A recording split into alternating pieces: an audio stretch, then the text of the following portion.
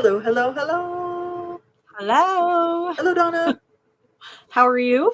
How are you doing? How's your day? Good, Good. good. It's busy. Busy Busy. doing nothing today. That's what it feels like. I just ran in place all day. I just really didn't get anything done. But I was busy, but it just, nothing eventful, nothing fruitful happened out of it. I got nothing done. But that's okay. And I know you had a busy day today. Yeah. I did. At I least you was, got some stuff done. That's good. yeah. I was up by 5 o'clock this morning, and I'm I'm not a morning person. Yeah, I like that's to early. sleep a little bit, and then I got up and I was right out the door, and I'm just like, oh, I'm not ready for this day. But as the day went on, it got better. But I think I could use a nap. No, you're probably running all day. Seriously, I know. I had a nap for you, actually. Thanks. Thanks for doing I that. had a nap for you. Anything for you, boo. Anything for my bestie. Right on. Uh-huh. I see how you are. It would have been nice if people could do that. I know. I wish people could do that for people, right? Because I know you probably would have enjoyed a nap, but I had to take a nap. I was like, I'm just going to be sitting here like a zombie on the doing our show tonight, trying to just sit there and be somewhat interesting. It's hard. Hard enough as it is, and I'm like, but I'm so sleepy. So I thought I gotta have a nap. I really did crash out. I crashed out for like 2 hours. It was great, and I can imagine you did need a nap and want one.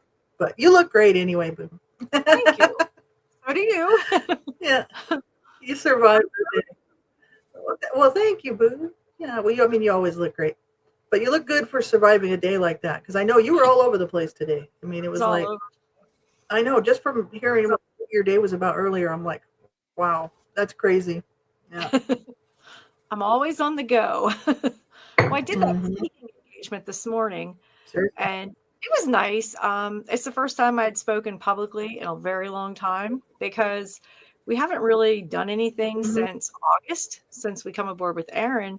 So it was it was nice to get out there and talk, but I actually Mm-hmm. forgot kind of what it was like to talk in front of so many people. But I got through it.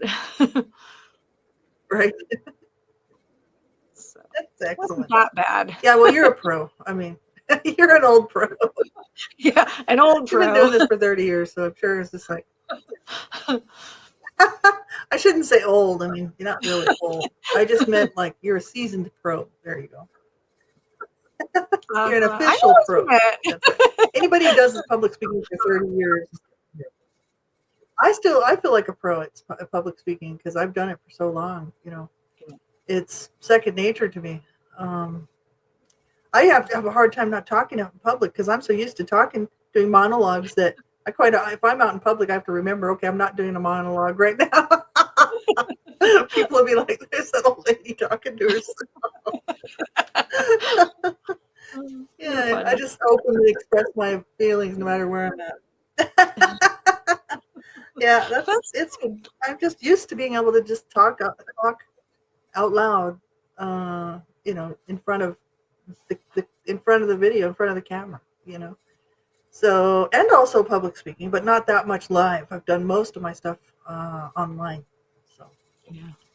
but I Well, have no today, problem just talking away. I have to remember when I'm out around people, it's like, oh, this isn't a monologue. I got to keep this to myself. today was like a question and answer Uh, segment where I gave a speech and then they could ask me questions more in depth. It wasn't bad, but it's like I hadn't done it in like 6 months. So to me, it was like today was like taking the first steps all over. mhm. But it's weird because Yeah, I have social yeah, anxiety and I never knew I had social anxiety.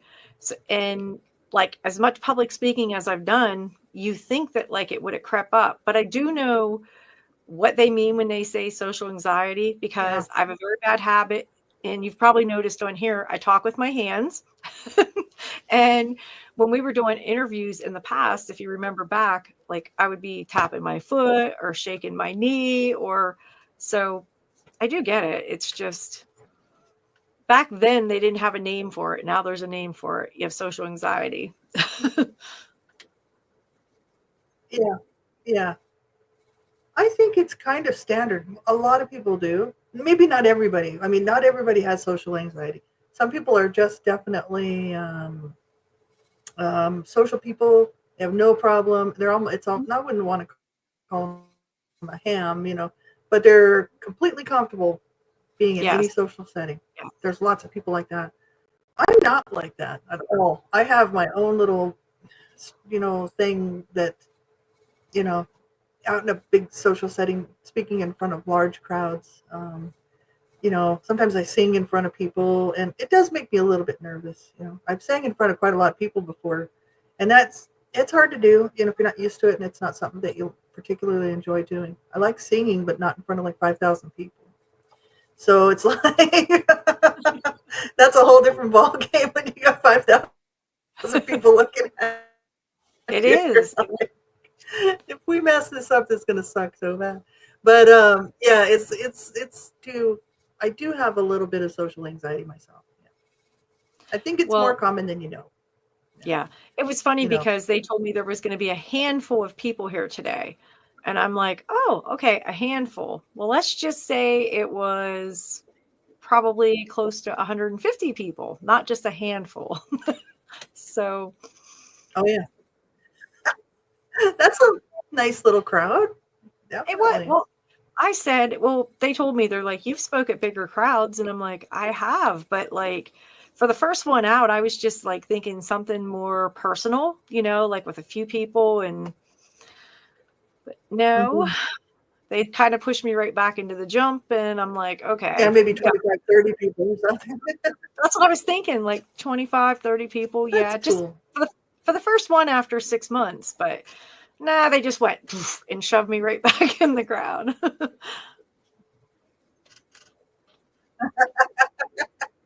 Well, I'm sure you did fine. Yeah, I'm sure I you got did my point across, but like because I was you really are gifted at that. And even if you, I got my point across and it went great. I mean, everybody, mhm.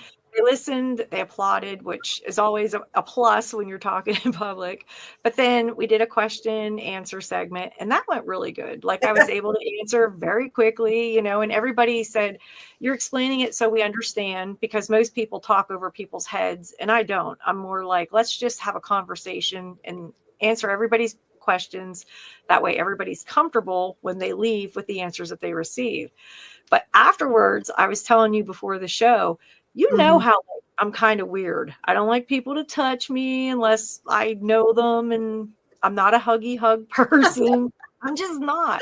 You're not I, I'm not. you're not weird, boo. You're not I weird. You think call about yourself it. weird. I think we're all weird. That's what I always say. We're just all a little bit weird. Yeah, but think about this. Remember all the times when we did appearances and I had to hand sanitizer? So I'd shake somebody's hand and I'd be like, pump, pump, pump, and I'd be rubbing my hands with hand sanitizer. Well, today, Yeah. afterwards, they're all there talking and they were like all huggy, huggy. And I'm like, look, I have no problem shaking anybody's hand, but don't be hugging on me and be kissing on me if I don't know you. Well, this person, he come over and he was Yeah. hugging everybody. And I kind of stepped aside because I was like, no, I'm not going to be in line for hugs because no one's hugging me and kissing me. I'm sorry, not sorry. No. Anyway, I kind of stepped off to the side and I turned and I was reading something on the wall. This guy come over and I will just say he wasn't the cleanest person I've ever seen. And he takes his hand and he puts it on my back. Now, you know how long my hair is because my hair goes down below my bra strap in the back. And he started patting me on the back and he goes, you have yourself a great day. When he pulled his hand away from the back of my hair, I could feel it sticking to his hand. And I'm like just gross me out, freak me out. So I go in the bathroom and I'm taking paper towels and I'm wetting them and I'm trying to like wash my hair, That is not good. literally like scrubbing it down. And I'm like, oh my God, oh my God, oh my God, oh my God. Like I was panicking. And then finally, I made it back to work because I had to go to work afterwards. And I went in the kitchen and I went in more paper towels and I'm in the bathroom and I'm scrubbing the back of my hair. And I said to Maureen, I'm like, Maureen, wash the back of my hair. And she's doing it and everything. And she's like, I think I got it all. Yeah. And I'm like, thank you. But it bothered me all day long. And then I no more go home from work. I come right up. I got in a shower. It drove me crazy. I don't think it would have been bad, but when he pulled his hand away, I could feel my hair stick to his hand. And I was like, oh no. Mhm. I don't know. I'm not a touchy feely person. Are you? Like, I don't mind shaking hands, but I'm not into the hugging and the No, touch stuff. It's just no, not. exactly. I don't want a handshake. Definitely, I'm totally cool with a handshake because in business, it's quite often that you do a handshake. You know, and I did a lot of stuff in business as well, working at banks and stuff like that. And there is a lot of handshaking going on. Mhm. But touching, no, and that's a no actually. People Yeah. overstep their boundaries with that. Yeah. Like corporations, if you work for a corporation, and that's the actual, you know, that's the atmosphere there. That's how they operate. If they don't know that you're okay with it or not, they shouldn't be doing it. If you Exactly. were there 10 times before and it turned out that you are a hugger and a person who doesn't mind somebody just loving on you and touching you, um, that you don't even know, some stranger, then that's cool. They would know that. But since they don't know, they should respect your space. And that's the problem with what most people don't realize is that people really do need to respect your space, just like I do. I really try hard not to touch somebody, even in a situation where, for instance, let's say I'm talking to somebody who's a survivor of drug addiction, survived abuse, domestic violence, and they're sharing their story right across from me face to face. And if you want to, at some point, reach out because you just want to comfort them somehow, to let them know that you understand. It's a whole thing of just being kind, maybe. And it just takes everything for me to not do it because they may not want me touching them. It's like me. I'll give you an Yeah. example. Where at my work, where I used to work back in the old days when we were with that organization where we kind of met and all that. Mhm. I was working for a bank, and this one lady came up behind me and put her arm on my back, like on my shoulder, and I didn't jump because I'm not a jumpy person, but it made me do this kind of my body naturally does that. I don't want people touching me. I just Yeah. don't. Yeah. And not to be mean, she's a super nice lady. She noticed and she was like, "Oh, I'm sorry." I said, "Oh, no." I said, "It's just me." I said, I mean, I get the gesture. That's real sweet of you. I said, "But I just don't like, no, I don't want people. I just don't like it. I don't like people touching me." And Yeah. I knew her. Yeah. So it's doesn't have to be a stranger situation. I don't really like people, and it's not that she scared me. I saw her coming, but I don't want people touching me. It's not that I'm a No. prude or anything like that. Maybe for No, people me have either. that for many reasons. For me, it was because and I don't really, my space around me is very important. Yeah. You know what I mean?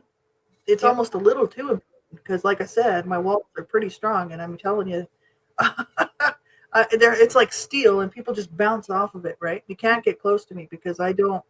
I mean, apart from you and apart from a few other people, I don't let people in my life. I really don't. Uh-huh. So yeah, for people to get that close and just touch me, I'm like, no, I do have a problem with it. Well, Yeah, yeah. So I it was totally get where you're coming from. yeah, and like I said, they all knew each other and they were like real huggy feely, and I'm like, okay, that's okay for you, but I'm not that person. And Sure, if I know you, yes, I will that's hug right. you If or you whatever, want to do that, no problem. but Hmm. just to have someone come up and touch me that I don't know, and it just I don't Hmm. know. And then he kind of knew like I had a problem with it because he was like, "Oh, I'm sorry." And I said, "I just really prefer to know somebody before Sorry, not they sorry. touch me." I'm like, "I don't really like that." And then he's like, "Oh, we all hug around here. Everybody does." And I says, "Well, I'm not everybody, and I don't want no one touching me." And then he kind of got pissed off and he Hmm. left, but it's like you put your hands in my hair, like it just I don't know, it just freaks me right out. That's one thing I can't stand is to have somebody touch me that I don't know. It may have been a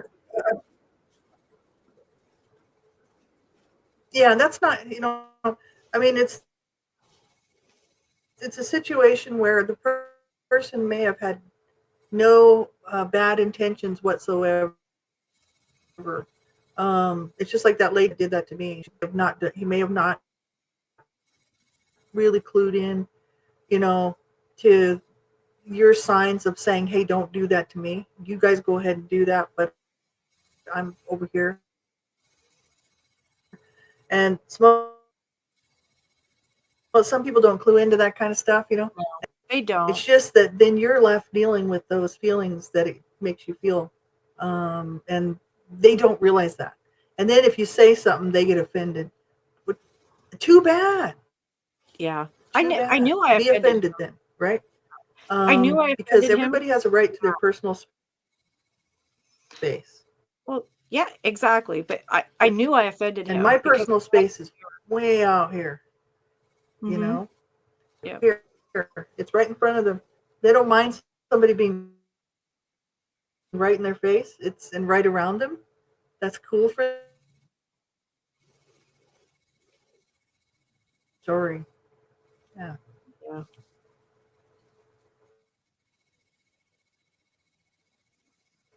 I think we got a bad connection tonight.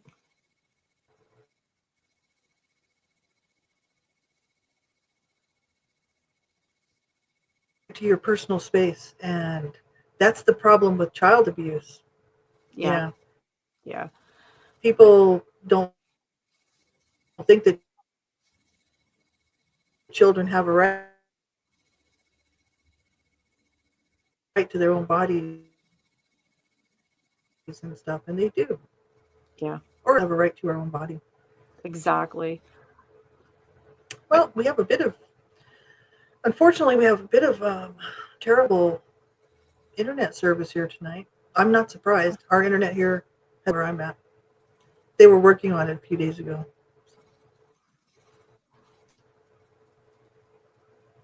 we just come off of those severe Are you still there, storms. Boo?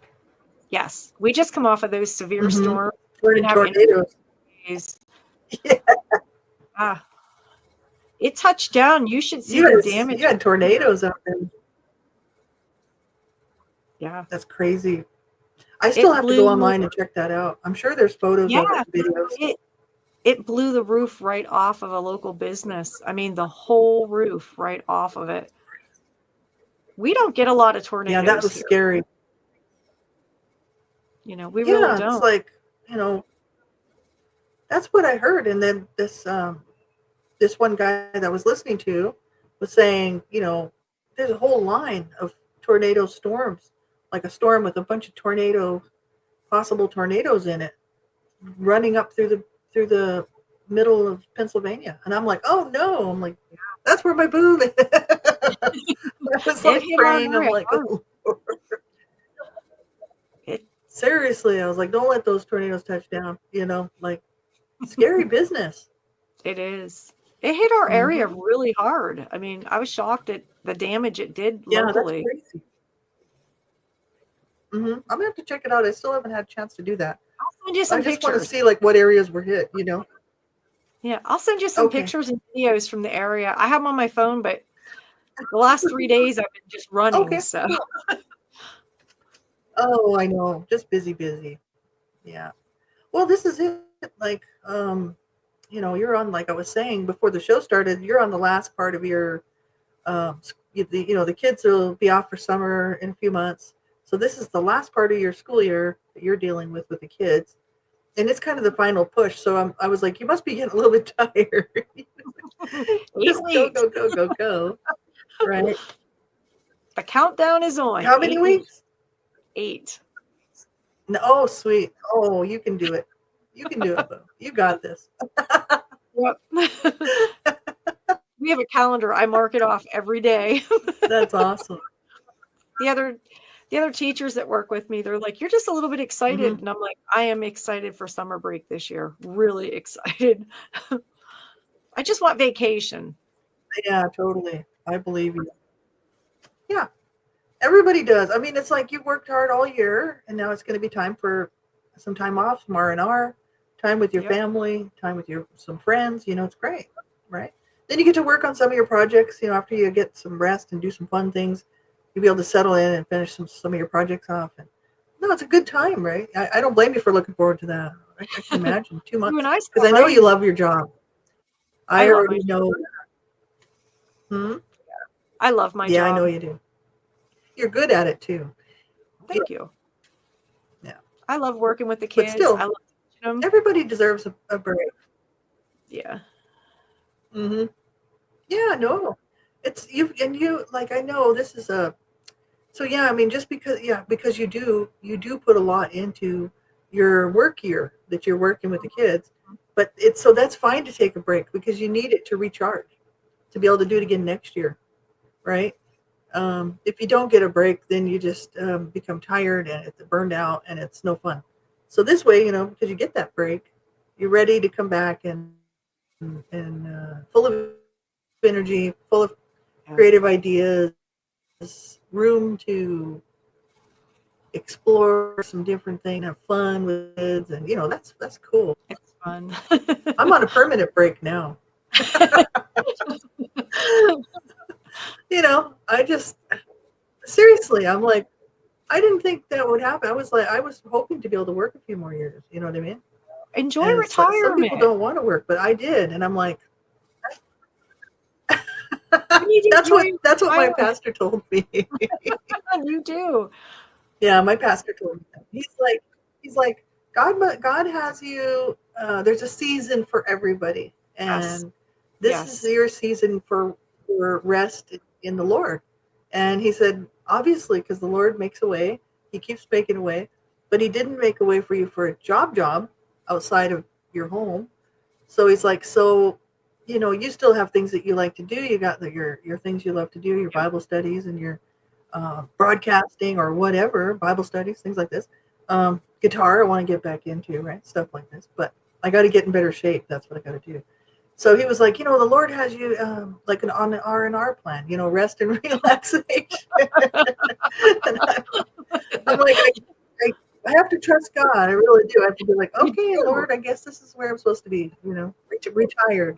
The big RETIRED, retired. Yeah.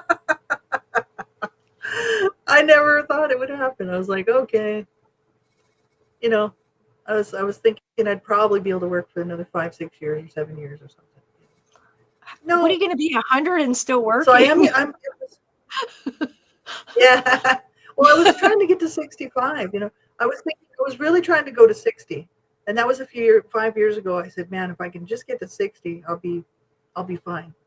But um, it was a little premature, so it was like 2 years ago. So I didn't. I made it to 58. And I'm like, well, I really wasn't quite ready for that. And I really liked the job that I was at, Yeah. and several people have said, you know what though, that job was. I mean, you may have liked the job, but the people that was no good for you. And that's why God got you out of there. And I was Yeah. like, you're right. Because He did tend to move me out of stuff that was no good. So Mhm. I enjoyed the job. It was a travel agent. I love being a travel Oh, I would agent. I like thought that that. was so much fun. I was learning so many cool things. Yeah, it was neat. It was really cool. It was a lot of learning, and I was enjoying it. But I fell and broke my shoulder, and then they weren't willing to work with me. And just let me go. I was just like, well, okay. And then I tried and tried to get other jobs. No. So because of my age, nobody wants people around if you're over 30, they don't want you these days. So honest to God, it's bad. I know. So I'm like, well, that's fine. I guess I just sit around and be retired. That's cool. But it was a bit of an adjustment because I'm like not used to this. I was We like, did. for a while, I was staying up like till 2 or 3 o'clock in the morning, just eating like whatever. I was on vacation. I was like, oh, I'm on vacation. Okay. So I was like eating all this food. I was like staying up watching movies till 2 or 3 o'clock in the morning, sleeping until like noon, getting up, whatever, doing not much, hanging out. It was hard for me to get back into a routine of some sort. Yeah. I was like, oh, okay, the party's over. Yeah. I can't just stay up till 2, 3 o'clock in the morning eating whatever I want. Why not? I'm paying the price for it now, so that's why I'm trying to drop all that weight. I'm like, okay, that was a bad idea. I knew it was. But it's good because now I'm onto the fresh veggies and fresh fruit and salads and healthy foods. So I've already dropped 8 pounds, so that's good. I got on the scale, I dropped 8 pounds, Nice. and but I'm replacing um, the weight is being replaced by muscle. Mm-hmm. So I haven't dropped a lot of weight because the fat is being replaced by muscle, which is heavy as well. So I was talking to this one guy. He's like a weight trainer. He's a bodybuilder, and he said, Mm-hmm. "Oh, he says okay." He goes, "Don't worry about the weight right now." He said, "Because what's going to happen is as you keep working out and doing your cardio, your physio, your tai chi, and all this stuff you're doing." He said, "What's going to happen?" And eating healthy. He goes, "What's going to happen is eventually you're going to get that plateau is going to go, and you're just going to drop a lot of weight. You're going to be in good shape. You're going to feel better." I'm like, "Yeah, yeah." I was like, "Keep talking. That sounds good."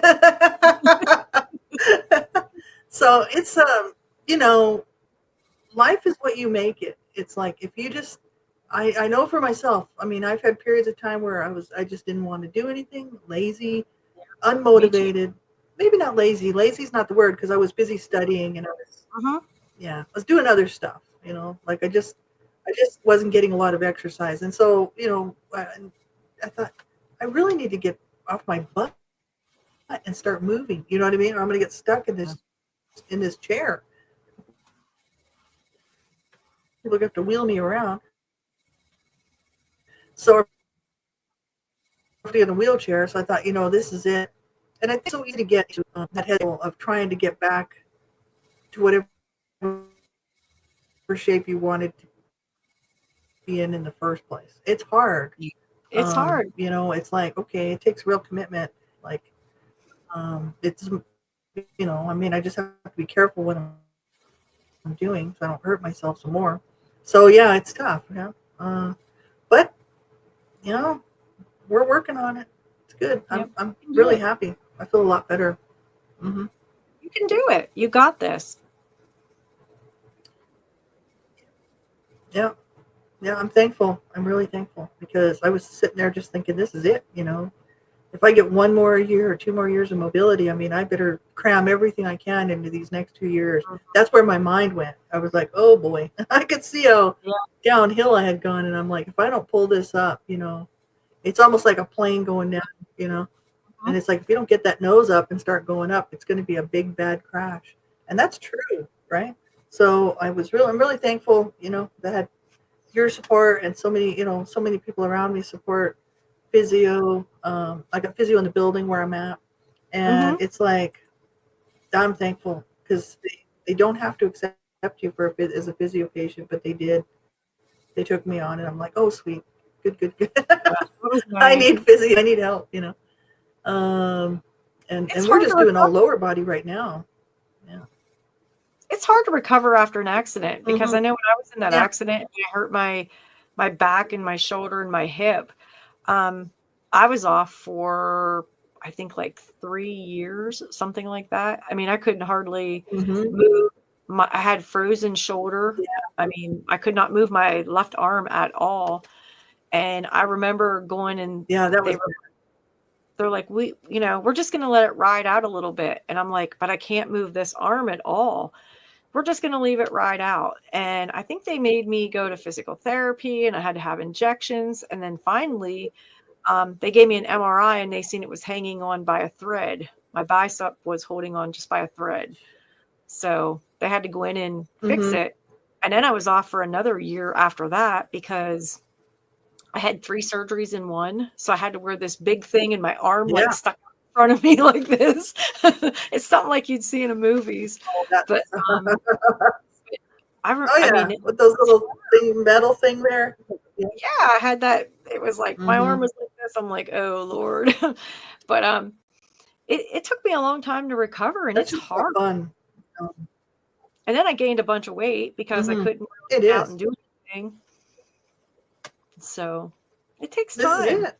You can't move, so it does. It takes work and time. It Like, does. it just doesn't happen overnight. No. Like I'm still like I'm not rushing with like some sort of a diet to try to lose weight because diets for me never work. But it has to be a change of an eating habit change, and that has always worked for me when I wanted to lose weight. So it's kind of portion size control more than anything. Yeah, go ahead and have that pizza. Just don't eat the whole pizza. Don't even eat half the pizza. Have a salad and one piece of pizza. It doesn't have to be 40 pieces of pizza. So that's the issue. It's kind of like watching portion control mainly, because they always say, you got to be able to do real life. You're always going to be having real food, and if you're going to be in situations where you really can't get a hold of tofu and other ingredients, really that's the only stuff you eat. So I don't know, for me it doesn't make any sense to go all nuts. Hey, nothing against anybody that does. I've met several people in the building who are on like a Mediterranean diet from Old Testament days. So they only eat what Old Testament people ate. And I'm like, good luck finding all those ingredients. Because it's going to be it's difficult. But they do, and they are a lot healthier for it, guaranteed. But I can't be bothered just rearranging my lifestyle that much. I like pizza. I love burgers. I love once in a while, I like to have chicken fingers. You know what I mean? Like, not like all the time, because that's what I'm saying. It's kind of watching what I'm doing. But I want to be able to eat an ice cream when I want to have one. I don't want to be like, oh, I can't have that. Because I'm not worshiping my body. I worship God. I worship the God of Abraham, Isaac, and Jacob.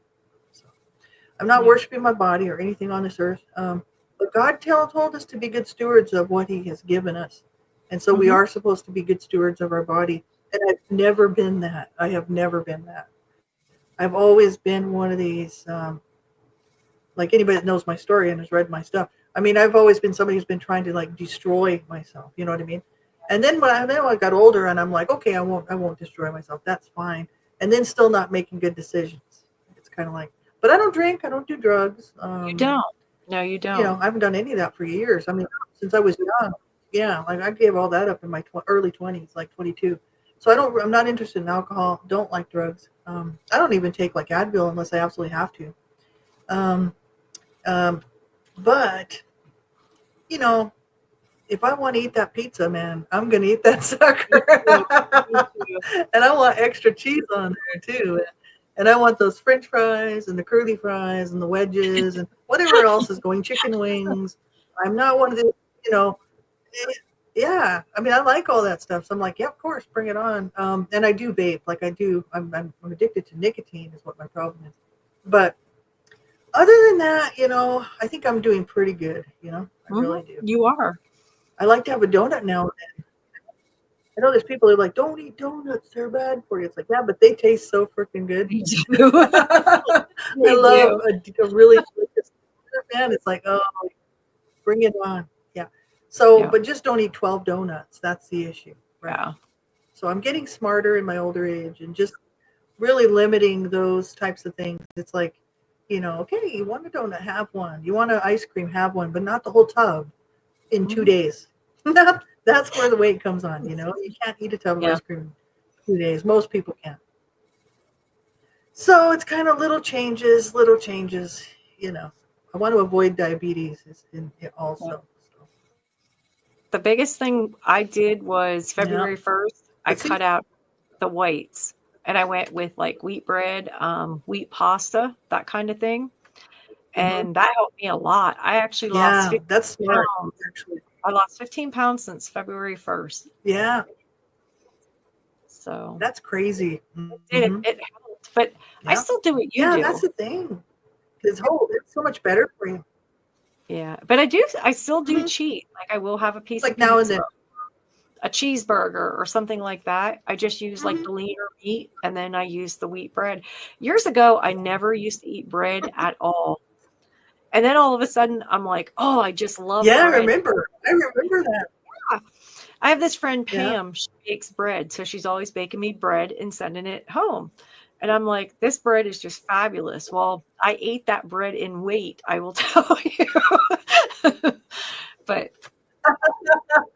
I did. Oh my God. I just love it. I don't blame you. Like bread is she made butterscotch bread she made chocolate chip bread. Like she was making all these different, like really tasty breads. Oh, And when she sends them, like the loaf is like mhm. this big around. I would like that. And it got to the point where Mhm. they were so big, I would have to cut them in half and like use half and then get the other half out of the freezer, so I didn't waste it. And I was Yeah. just eating this bread Yeah. like crazy. I gained Yeah. 50 Yeah. pounds Yeah. off that bread. And that's the thing, right? It's so tasty. It's good. Like, I know bread, to be honest with you, bread is my favorite thing. Like, that's why I like cake, donuts, pizza. I mean, I don't care what the topping is on the pizza. It's the pizza itself. It's that crust, and it's Uh-huh. just the whole combination. Burgers with a nice bun. Yep. Almost I put anything in the bun. I don't care if it's it could be a veggie burger even. I don't care. It's that bun with Bread. everything on it. You know what I mean? I'm a bread eater. Yeah. That's my problem. Exactly. Yeah. Except yeah, because I've got time now. Like I'm like retired. I got nothing else to do. So I've been making my own bread. Your breads are fabulous too, though. And They are. You're such a good baker. You're a well, good cook in general. I'm just learning. Yeah, I don't know. Well, thank you, Boo. I appreciate that. I did You cook are. for a long time, but baking I didn't. I haven't done very much bread making. So, Girl, but you don't want my just bacon. practicing with some easy. You don't want me to bake. I'm sure it would be just fine. I'm sure of it. It's like me. I mean, you just have to take that like bread is the first. Really, I only made yeast bread, like rolls, like yeast, a loaf, like a yeast loaf, a couple times in my lifetime. And I was a lot younger. I think I was in my 20s when I was practicing that. Oh, And wow. then I just bought bread for the next like 30 years or 40 years of my life. And I'm like, yeah, who cares? I just buy it. But I like to cook. So I like cooking, but I don't want to make the bread. So I'll make, I've made tons of biscuits and stuff. That's not the same. We're talking like yeast where you have to like let it proof and then you got to punch it down. You got to knead it, whatever you're doing. So I made one loaf so far of yeast rolls, but I don't have any whole wheat uh, flour, so it's all white, right? So I'm just eating this stuff sparingly, like once in a while. I basically cut bread out, so just having a piece now and then. And then I made a focaccia. So I've made focaccias so far because that's my favorite. It's so easy. It looks fabulous. It's easy to make, man. You put the dough in the fridge overnight.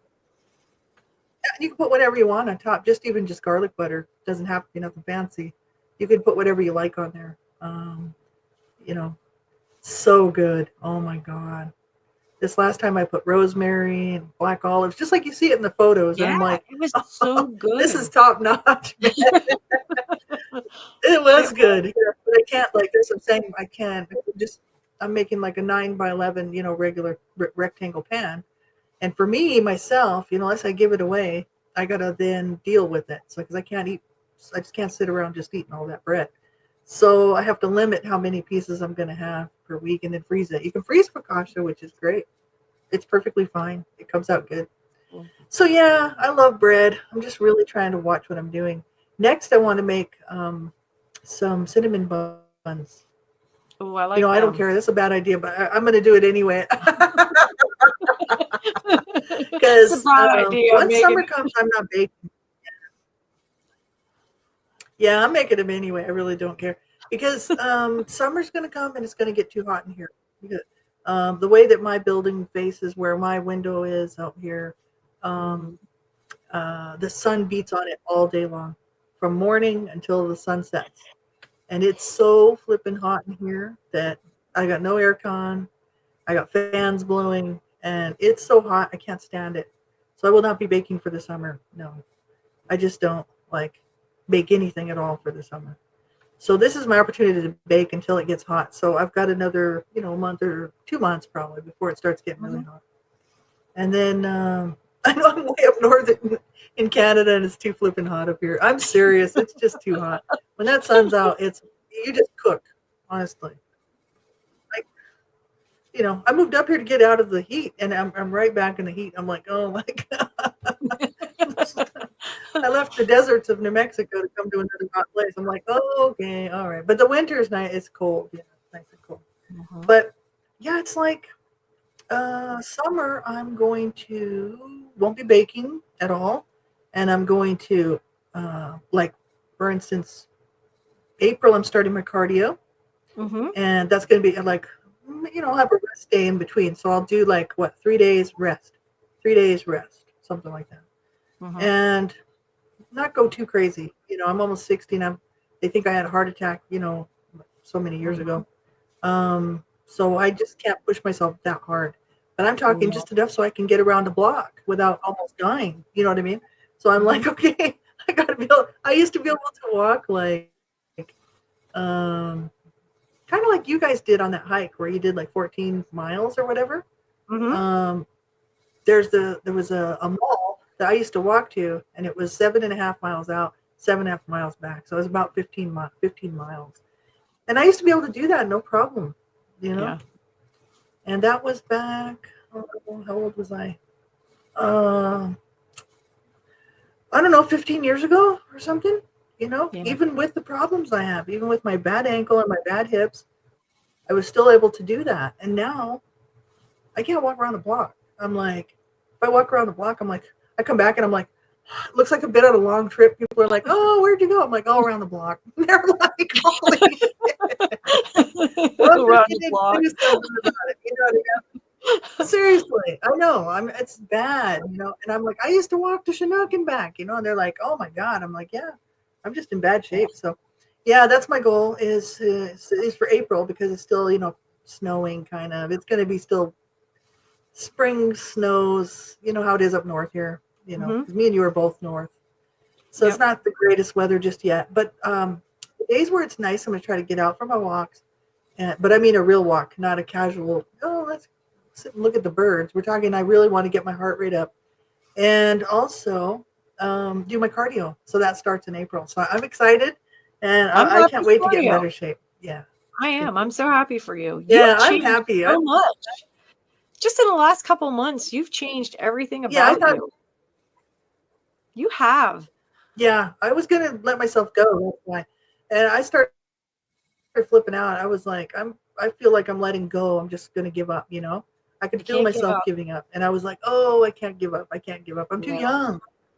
Yeah, I gotta push, push, push, push You're a past the beautiful, pain, push vibrant past the woman. You the can't give up. the harshness of it. Aw, thank you, boo. I You appreciate are. that. Back at you. Ditto, ditto, sissy. But Ditto. it's we can't give up, and that's ditto, ditto, boo. Ditto. That's what you always say to me, ditto, Ditto. ditto. That's my Back word. at you, sissy. Yeah, it's, we can't give up. Like that's the thing. It doesn't matter what age you are.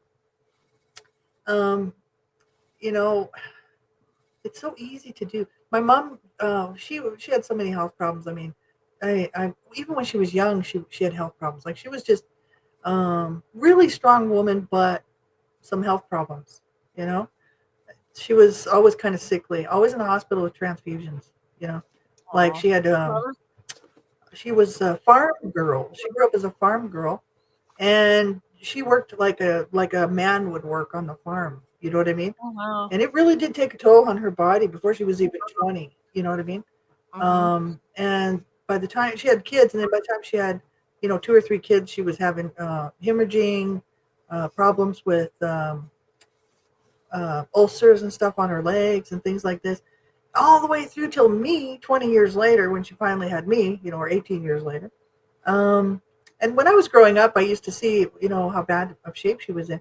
And the doctors would tell her, you need to walk around the block, even if you just, or don't even walk around the block, walk up the block and come back. Start out slow, like just walk up one side and come back.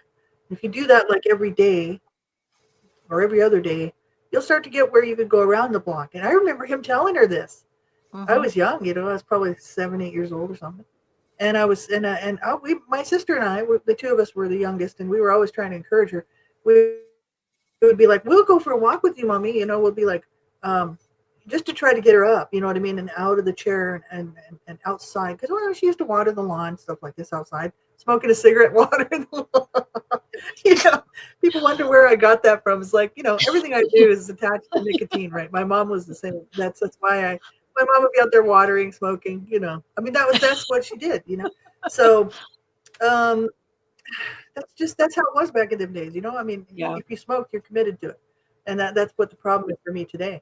So it's like, but we used to try to encourage her, you know, to walk, because we didn't want her to die, and they were like, look, if you don't do something, you're just going to end up wheelchair bound, stroke city, your heart attack city. You really need to walk, you know.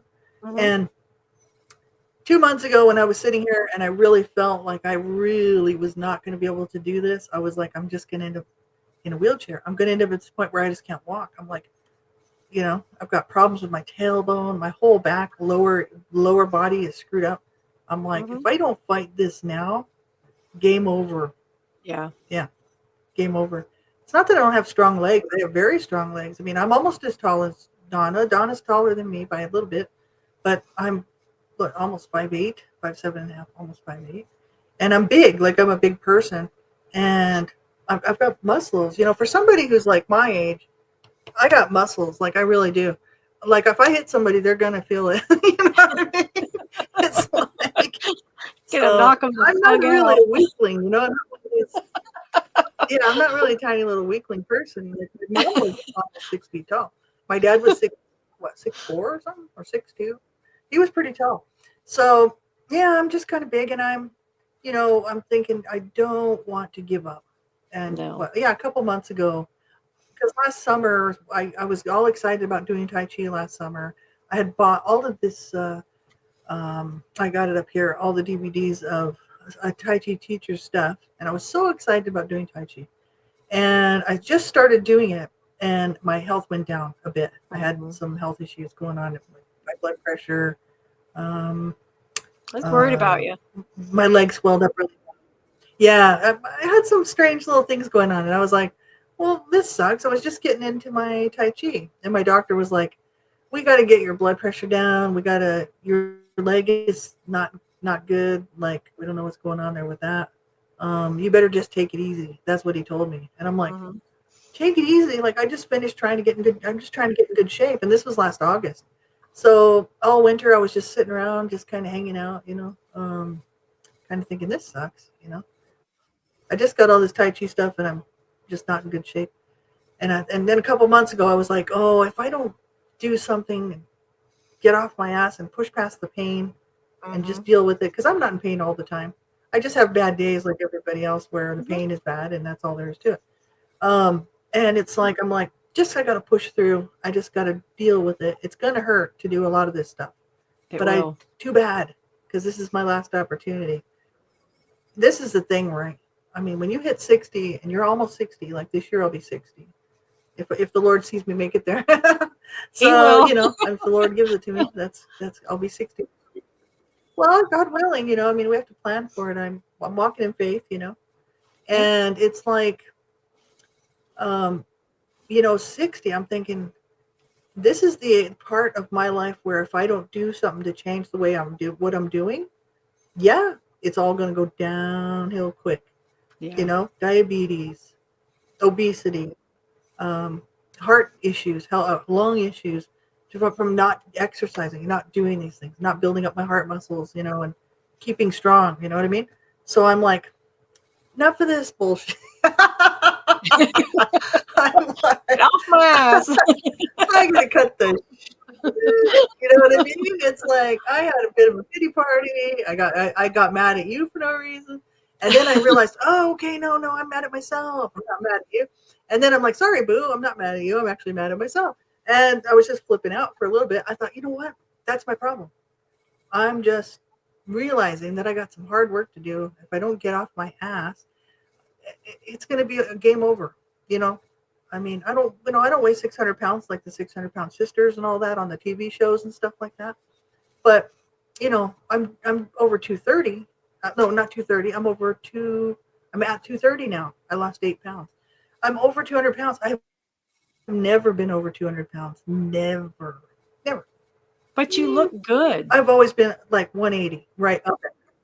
Well, But thank you. even I appreciate with the it. extra weight, you still look great. Everybody's.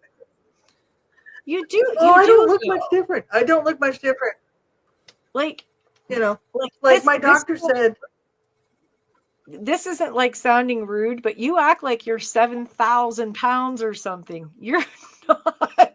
You carry Well, for your my weight height stuff, it's a. well. You carry your weight well. Yeah, that's the thing. Like people don't realize I put on weight. My doctor was like, "You look good." He goes, "Don't worry about it." He goes, "I told him, I said, I'm trying to shake off that 50 pounds." He goes, you know, I wouldn't. We're more worried about your heart. I wouldn't worry too much about it. He goes, eventually, with more exercise, it'll come off. He's like, "Don't worry about it. You look fine." And I'm like, "Well, thanks, doc. That was really nice." Well, thank you, boo. That's very sweet. Weight, like you hold your weight very well. Very, very well. Yeah, because it goes everywhere. It doesn't just sit like in one place. Most For instance, people like will it just doesn't hang around my behind or upper body only. It's kind of all throughout my body. It's all distributed. A lot of people though, like they'll get a big 50 pounds belly. of distributed. Like a lot of people though will get like a big belly or a real big butt. And you're kind of like me, you get it all over. It's not just in one spot. It kind of fills you in. Yeah. Yeah. It's kind of in the middle. It's sort of hanging around. I've always been sort of straight, almost like a stick figure. Like, you know, like some women are curvy, like very curvy with the waist. I've always been more like a boy, to be honest with you. I don't really have a waist that comes in. I just never have. So I have to wear pants like 501 Levi jeans because I don't look good in pants that have the waist up here. You know what I mean? Okay. So because I don't really have one. So I do better with almost mid-rise jeans or something. You know what I mean? Because I'm almost straight. You know, if I didn't have these big honking things up here, I'd be just like a stick. So yeah, because I'm kind of flat. Like even Cecil's like, Cecil. Okay, we won't get into this too much here, but Cecil, he was like a fanny guy. He liked my behind, and he was always saying stuff like, "Oh, I like it. It's nice." I'm like, "Oh, thanks, honey." It's not. I don't know. It's not all that big, but I'm just Cecil. Evenly distributed, I guess. Yes. Cecil was so funny. Yeah, he was a funny guy. He was. I miss him. I miss fighting with him. I know. He was so cute. I know. He loved to just give you a hard time. That was one of his most favorite things to do. One of my favorite things is we'd be talking, and I'd say, "Take that piece of shit off your head. I'm going to buy you a real hat." He'd be like, "You leave my Blue Jays alone." That finger would go.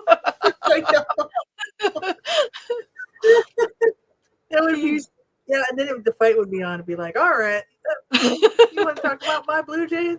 I'm going to talk about your New York Yankees." Yeah, he was so funny. Oh my god. You guys were both nuts. That's all I can say. I used to sit there and laugh. I'd be like, "Oh my god, this is too much." Here they go again.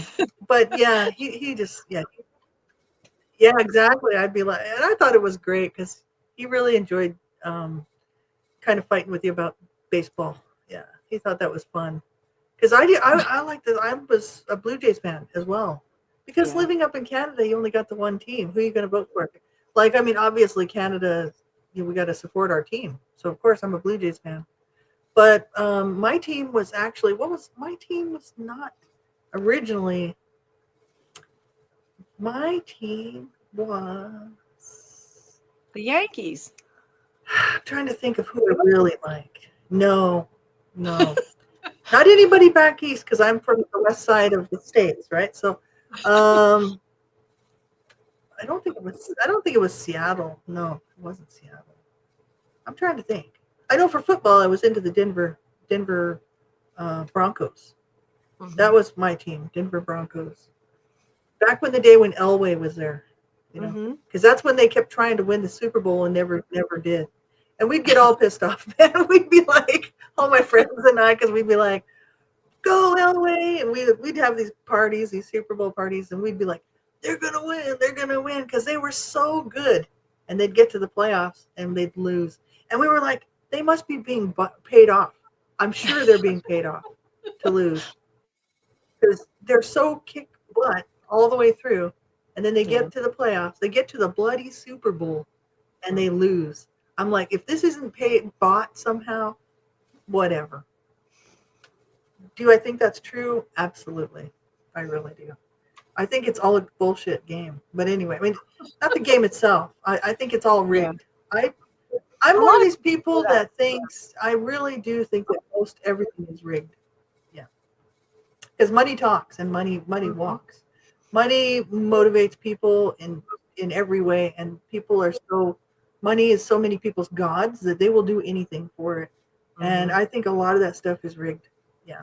Yeah. It's like these baseball players, they play so great all year long. And then all of a sudden they get to the bloody playoffs and they start making these stupid mistakes. And you're like, right. Okay. Yeah, you just had to like drop the ball, you know. Because what? You're just butterfingers or something. No, it's because it's rigged. I really believe it. I think it's rigged by somebody, I don't know. See? But it just seems to me that it is, cuz I don't know. That's just how I feel. A lot of I think people say that. it'd be harder to rig like a, yeah. I mean, especially like those types of games, like hockey. I don't know if you can rig hockey. I guess you could. It's like, oh, just couldn't make the shot. I couldn't make the shot. Um, it's like, because hockey, man, that's a hard sport, and it's like those guys have a hard enough time making goals anyway. You know what I mean? Into Mhm. the net. So you can imagine if it's rigged, it's like, just don't try so hard, buddy. You know what I mean? Yeah. And I just have it, to me, it just seems like everything is rigged. I wouldn't doubt it. I really wouldn't. But yeah, Cecil, man, he was into his Blue Jays and the Flames. Yeah, yeah. And Calgary, I mean, we got the Calgary Flames. They just play like 3 blocks from me. I'm right by them. Yeah. Oh, cool. And yeah, like that's the stadium where all the concerts are and the Flames play at. And, what's the name of there's another team that's like the farm team that's under the Flames that play there. Calgary.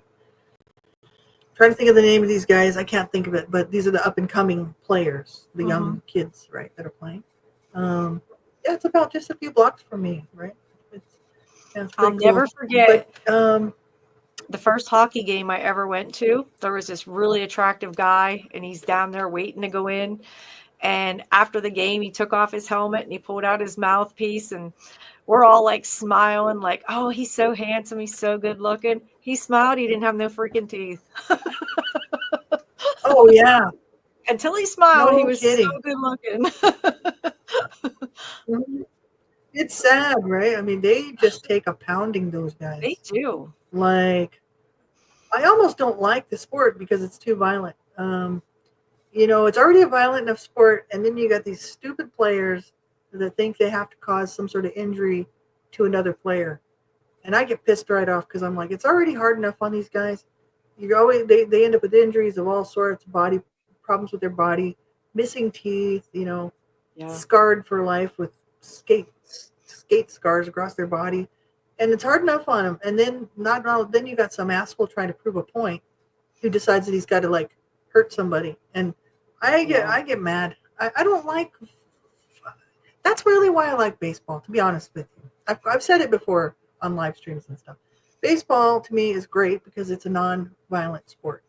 There's Yeah. no I like violence in it. It's an actual real game, and yeah, and it requires a lot of skill. I mean, because we're playing there's a bunch of guys that are really good, and so you're playing against them, and that's why it's hard because it's not like it's a hard game to play.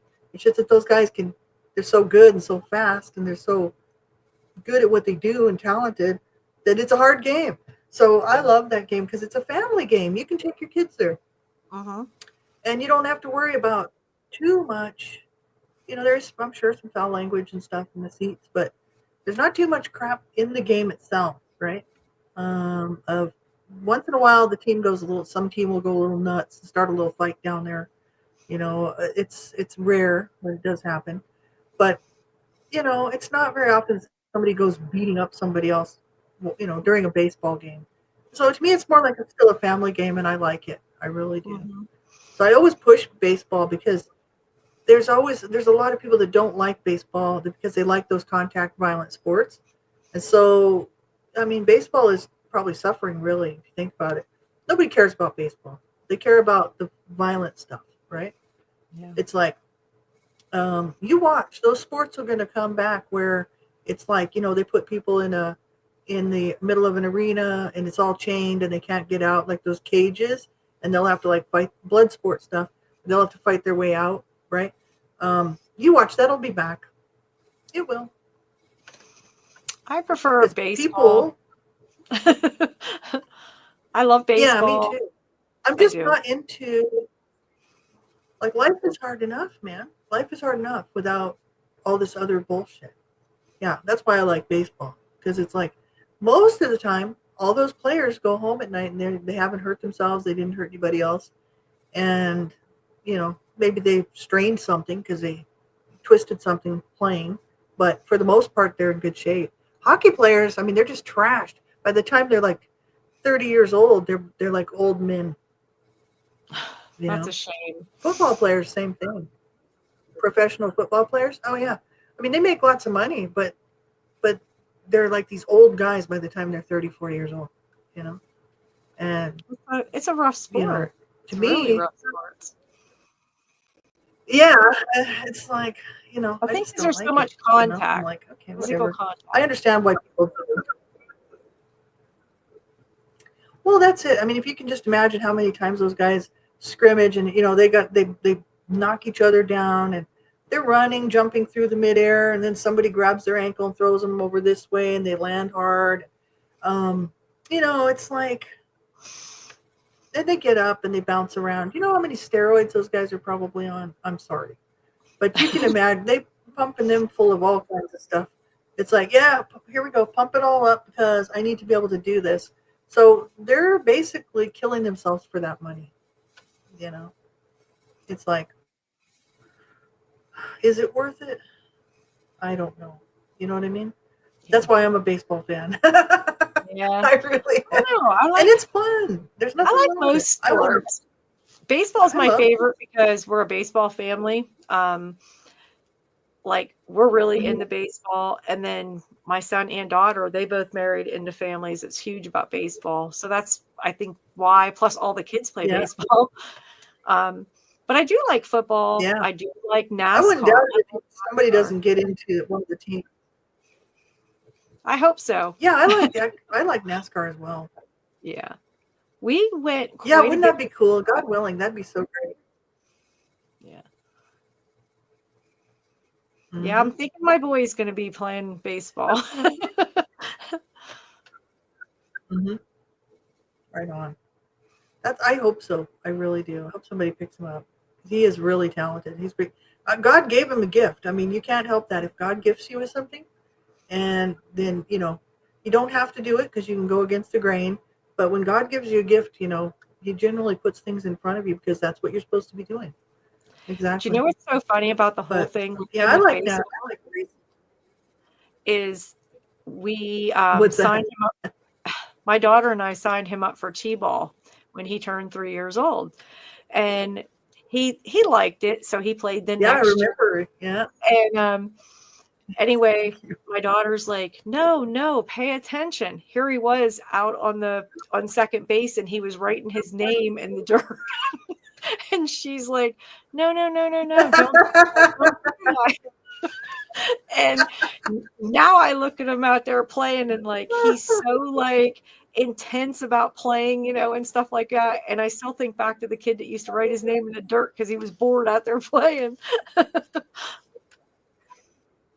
Yeah, He said, "It's that's so funny. boring Hey, standing out Jesus wrote in the dirt as well. here." Jesus But wrote in the dirt. Maybe he was writing something prophetic. You never know, you never know. right? Yeah. Who knows? He might have been, right?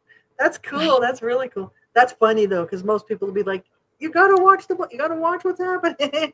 You can't be Mhm. stooped down right in the He would. He'd be out there writing his name in Oh, the and now dirt. look at him. He's totally talented. Yep. Yeah, But every time he's I think of definitely talented. He's baseball, talented at so many sports. It's not funny. yeah, every time I think of baseball and him playing, I always think, yeah, I remember you at 3 and 4 out there writing your name in the dirt. You didn't care about baseball. Now he's like die hard. Yeah, that's it. Well, he's good at it. That's for sure. I'm It's proud of him. amazing. Yep, that's the I'm thing. proud of That all God of gives them. you. God gives you a gift, and yeah, absolutely. His, I'm sure you are. his That's dad the puts a thing. I lot mean, of yeah, time in with but it's him. just that it's. Mhm. Yeah, his Yeah. dad, he spends a lot of time with Well, him. that's the thing. They travel all over for him to play ball. And you need that. Kids need that. Hmm. Like they really Yes, they. do. Mm-hmm. To play baseball, yeah. Yeah. That's the name of the game. Yeah. And that's the thing. It takes real commitment. And Yeah. it's Lori, I I'm think sure all there's kids. talented people, talented young people Hmm. who are good at it. Yeah, I think all Mhm. kids should play sports. I think it What's that? keeps them busy. It keeps them occupied. Too many people Oh, I do. are their kids anymore are on the phone, on the Hmm. laptop, on the computer. I still think outdoor sports are incredible. And Yeah. I know it was a couple weeks ago, we were with some Hmm. friends and we were talking about when we were kids or when we were younger. We used to do this, we used to do this. And they were saying, like, do you remember playing hide and go seek? And do you remember? And like they were naming off all these different games and everything. I says, yeah, and look at your kid. He's over there. The only thing he's trying to do is Hmm. find a signal for his but it's true. Like it's not like it used to be. Kids don't go outside. They just don't. Hmm. I think it's crazy. No, no, it is. But they don't Yeah. realize, like I mean, well, you say governments, whatever, are they're doing studies now to see what kind of damage is going to be. That generation is going to have a lot of problems with their physical health and life.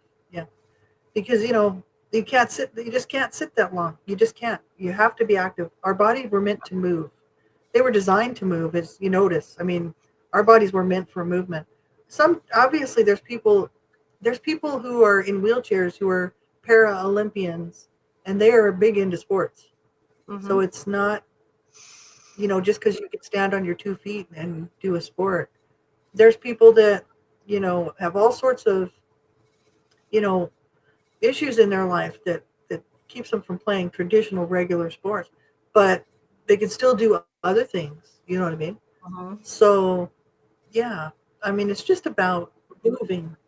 That's what I Yeah. mean got me interested in that Tai Chi, because it's just about moving. It is a Mm-hmm. martial art, but Yeah. it it doesn't have to be a martial art if you don't need it to be a martial art. It's just a movement, and I really love it. It's like a dance, um, Mm-hmm. and it's That's kind why I of like like, it. yeah, you can do it in a chair. Even Yeah, even people who are in a wheelchair can do Tai Chi, because you can do Mm-hmm. all the upper movements. Yep. They said it really is good for people who are in their hospital beds who have had a stroke or a heart attack or whatever, and they're just laying there and they can't move. They said what they do is they do these things where they let them watch Tai Chi, and they're supposed to, with their mind, envision themselves doing it. And they said it helps them to actually get their muscle movement going again. People that have been in a coma for a while, Mm-hmm. it actually helps to visualize that kind of stuff, because it's like they said even if you can't do the movement, just visualize yourself lifting your right arm, uh, even if you can't do it. And so in their mind, they're literally trying to get their brain to focus on with that muscle to make it move. And that it's very helpful. It's very, very helpful. So Mm-hmm. yeah, you don't have to be some sort of a pro sports person to do these things. Kids especially, I mean, kids, I mean, parents sometimes, if the kid's really good at what they do, the parents can put a lot of pressure on them, so that they can be the next player, they can make the family a lot of money. You know what I mean? There is always been that. Um, but it doesn't have to be that way. No. It's good for parents to do what they can to promote sports activities with their children. You know, like back in our day, I mean, we all had skates, skateboards. Not all of us, but some of us did. I always had a pair of skates because I usually got to ask for one gift, you know, like for my birthday or whatever. And because my parents didn't have a lot of money and there was so many kids to feed and everything else, there just wasn't a large amount of gifts. And I would always ask for skates because I loved to skate, roller skate. And this was the days before the roller blades, so I don't know how to Mhm. rollerblade, but um, that was roller skating. I was out, gone on the street, just roller skating up and down, up and down.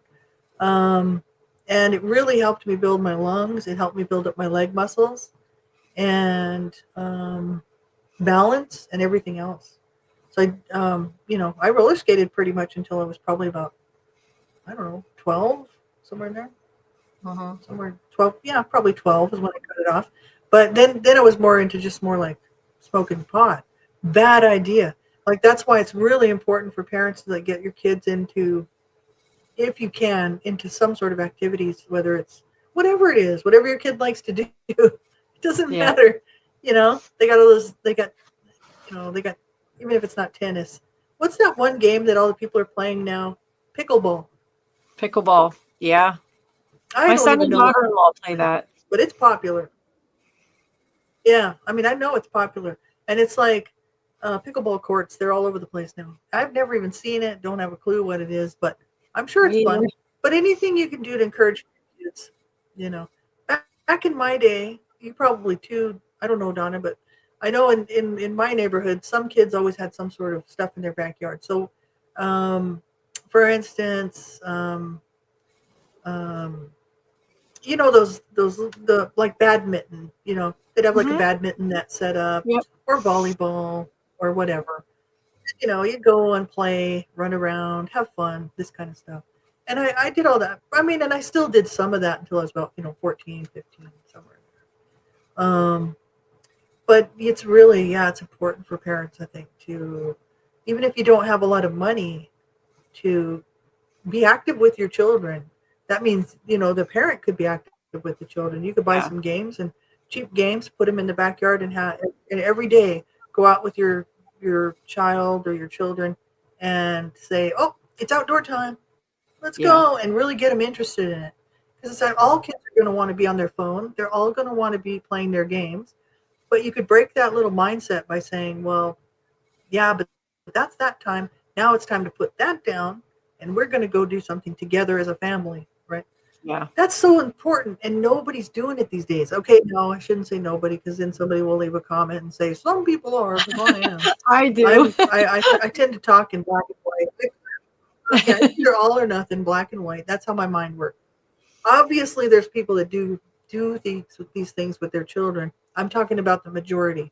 I'm always looking at what's the majority, because that's how my mind works. I categorize everything. So I'm not looking at the middle of the road. Yeah, there's people that do this with their children, because the majority don't. And this is the problem. It's going to be a real problem for kids. You can imagine, I've only been inactive as an adult after building all these great muscles in my body, heart muscle, lungs, um, legs. I was in pretty decent shape for somebody who really didn't take good care of myself. And then to go and be just sedentary sitting around, it didn't take long for me to go downhill. It does. It And goes. you can imagine these kids out here who do absolutely nothing. Yeah, yeah. And I mean, some of these kids have no muscles whatsoever. They just don't.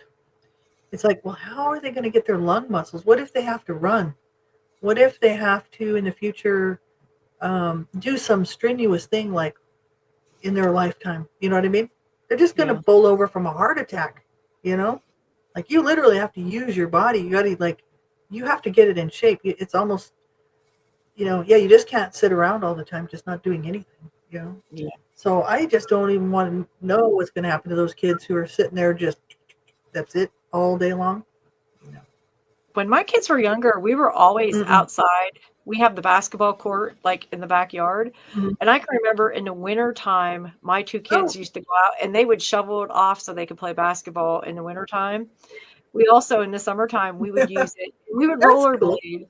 And I actually found some old pictures the other day. I've been packing things Yeah. away because I want my daughter to have certain pictures, my son to have certain pictures. So I've been trying to make him a box and her a box. And I pulled them out, and there was pictures of us rollerblading. And it was like, it was so weird because it seemed like so long ago. And then I'm looking back at my kids being babies, and I'm thinking, oh my God, they were so little, and I miss them. You know, I miss them being little. Now I got grandchildren that age. That's cool. But they were always outside. They were always busy. That's They were awesome. always doing something. It was nice. And everything that Mm-hmm. they did, I did it with them. And I actually did that with my oldest grandson. Everything that he did, I did with him. I was blessed to be able to take care of him while his Mm-hmm. mom was working. That was awesome.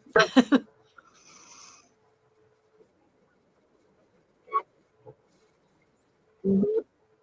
Yeah.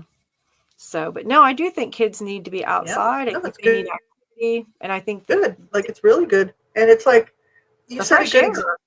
example for them. For their,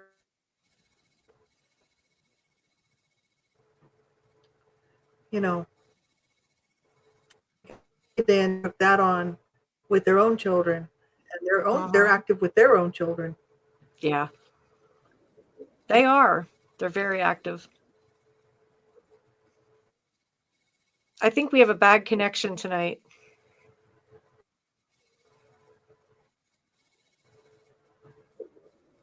A very bad connection. Mm-hmm. Yep, that's good. That's so important. People don't think about it, and then we do. It's only it doesn't last very long, but about every 30 minutes or so, it kind of, Yeah. I think it is, because otherwise you'd be dropping out. It's my connection. They're working on something here in Calgary downtown. Okay. They sent us a notice. My internet company provider, and they said they're trying to get better system set up at downtown Calgary. That's where I'm at, Oh, okay. because the internet down here is horrible, as we can see. So yeah, it's not much better. Well, every once in a while we'll talk over top each Yeah, it's other. not much better, and it was like a week. Yeah. Every once in a Mm-hmm. while we'll talk over each other, and we don't do that to each other. That's how I know that it's like kind of freezing and we're talking on each other. Yeah, like it'll catch up. Like it'll shove us together, and we're Yeah. basically rammed in, and then all of a sudden it'll slow down again, and it'll, yeah, exactly. So it's pushing, somehow it's trying to keep a connection. It's a terrible connection tonight. Hopefully the Yeah. video is okay. So yeah, so hello to everybody who's listening. I hope that you'll join us in the chat if you are just listening and you just don't want to say hi. I do that sometimes, especially if I'm just tired and I don't feel like it. But if you are listening to us anywhere, be sure and leave us a comment and say hello. And yeah, we want to just do this show like, just talk like best friends would talk, about whatever we want to talk about, whatever comes up. We don't script it, Yep. we don't plan it, No. we just show up, and it's fun. I'm enjoying it because it's not like we were talking on our last show last Wednesday. If you want to go back and listen to that one, we were talking about what we used to do as advocates, talking on broadcasts where we had a script and we knew what we were going to say. We already had it all planned out. And it wasn't necessarily word for word, but we definitely knew what we were going to talk about. And Yeah. we gave Yeah. that up. We were like, this is boring, and nobody wants to Hard. listen to that. That's what you listen to on the news if you want to watch regular news. Well, it's also too hard Yeah. because it doesn't allow you to have So, an opinion. And when you, no, me, that's right. and Lee were working together, we were always very opinionated, and then to read from a piece of paper, Oh, yeah. and it's like, I don't agree with it, but I'm reading from this paper because I'm pretending to agree with it. And it's like, no. I always thought that was so Right. stupid. I'm going to say something that I don't believe in Well, just that's because it. To me, it's on this paper. yeah, that's the thing, and that's not cool No. I just refuse to. I just won't do it. Like we both were like, we got to get rid of this scripted crap. Like, Yeah. sometimes it's easier because then you don't have to think about what to say. But we were talking about very specific things. It wasn't like this is a show where we're just doing, like we said, we're just going to laugh, we're going to have fun. We may be talking about serious topics sometimes, but we're keeping it light because this is fun for us. Because we did so much of that depressing crap for so long, and Yeah. like not that we don't care about children who are being abused, because we really do. I But the do. thing is like we wanted to steer away from that. So we still do talk about it once in a while, as you guys might notice, if you've listened to our last few shows that we just started doing. We do mention it sometimes, because we do care. We very much care about children, and we care about the welfare of the children of the world, not just our own countries. Like we care about children around the world, and we want to make this world a better place for them. But we wanted to do something that Just was fun. different because most people only knew us as advocates. Yeah. Most people only saw one side of us, and that's so. Even if we were talking about the books we're writing or whatever projects we're doing, they just only saw one side, and they didn't really get to see the personal side of kind of maybe even some of the daily struggles, like for instance that I talk about, because I know there's lots of people out there who are sort of in the same situation that I'm in, with some health issues or whatever. In getting older, and all of a sudden it's like, oh, I got to do something, you know what I mean? Or I'm going to be stuck like this in a bad situation. Um, so yeah, I think it's good to share this stuff. It Absolutely. is. And plus we can have fun and laugh and joke around because we're all very honest about who we are and what we do. And it's an honest look at, women like me, two women who could be any woman anywhere, Yeah. um, we all share similar things, that we go through, and none of us are the same, No. but we all, we go through some very similar things, you know what I mean? We do. So we Everybody just does. wanted to share, our journey. Yeah, It's that's kind right. of like So when I even a said guy you, could write like this show. yeah, it was kind of like when I said to you that day about doing a show and just being ourselves and being different and laughing and joking. And I wanted the show to kind of be Mhm. like we're having a phone call because you and I can laugh at anything. Mhm. I mean, if we can talk Yeah. about some guy's skooky Oh, hands I in my know. hair today, we We can talk do. about anything. I know. And that's So, what we do. Like when we have a day where we're just like in the summer when you're off, especially, and we have a day where we're gonna just chat, and I have nothing to do, and Donna's got nothing to do, and we've actually realized like, okay, yeah, we can do this. We can spend time together. I mean, sometimes we literally chat for like 7 hours, and then I'll we look at the have. messenger thing and I'll be like, we've been on here 7 hours. And we just have a good time. I'll clean my place. She'll be cleaning her place. We're doing stuff, wandering about, doing whatever. But we just keep this conversation going. It's like being together for 7 hours. It's so nice. Most people, I don't know, I mean, I'm even my husband, like Cecil, he'd be like, I don't know how you can find stuff to say for that long. But he goes, I think that's nice. If you're happy, that's great. He thought it was great, but he just couldn't figure out how we could find something to talk about for that long. But actually, the two of us hit it off. Like when we first met, we just hit it off. I think we're soul sisters.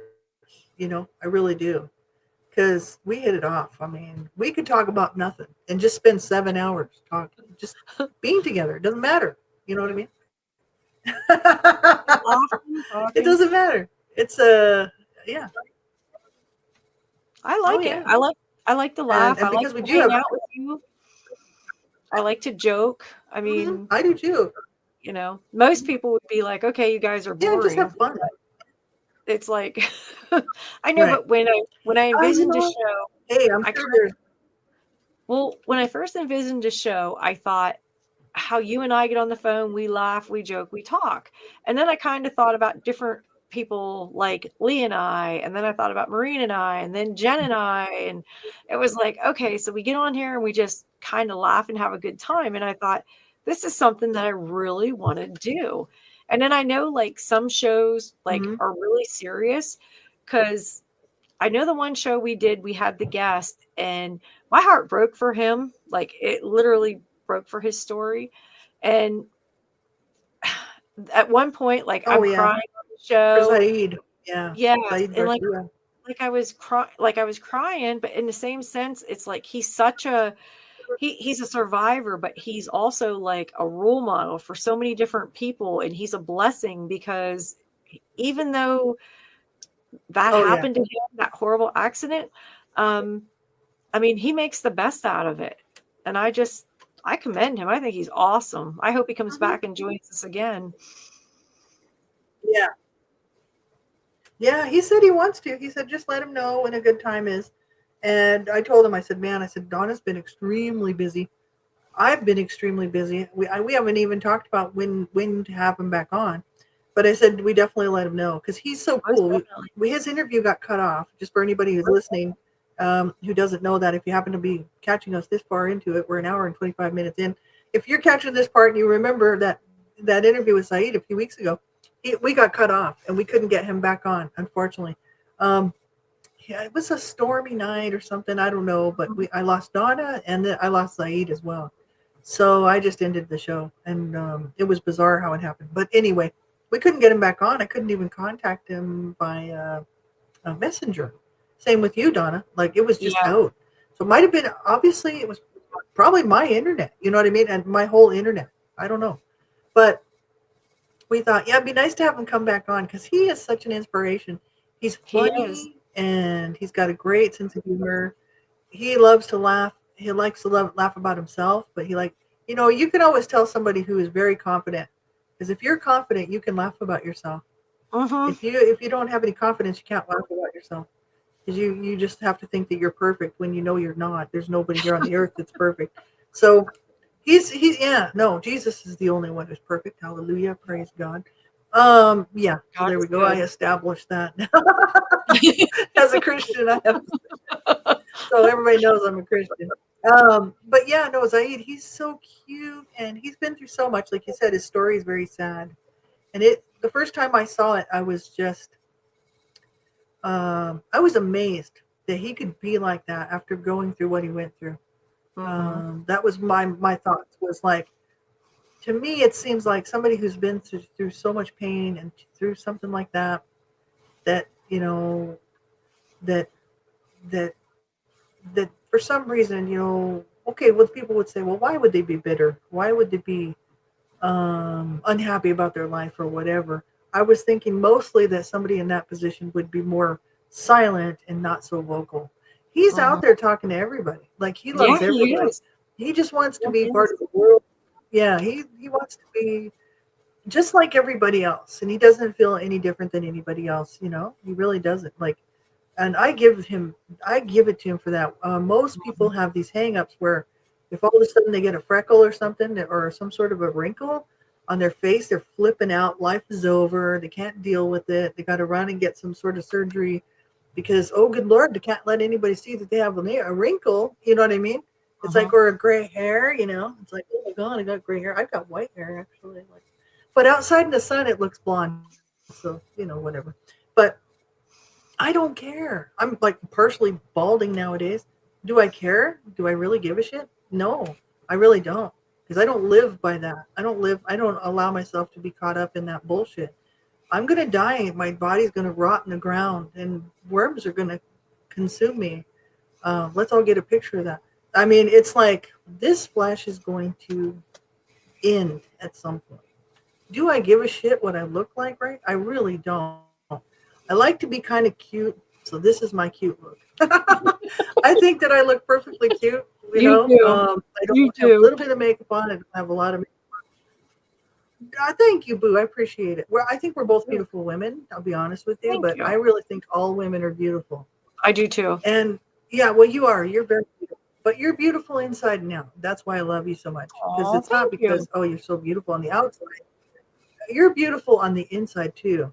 Like you're just beautiful all the way around, and Oh, that's so your sweet. beauty from your inside just shines out, and it's obvious.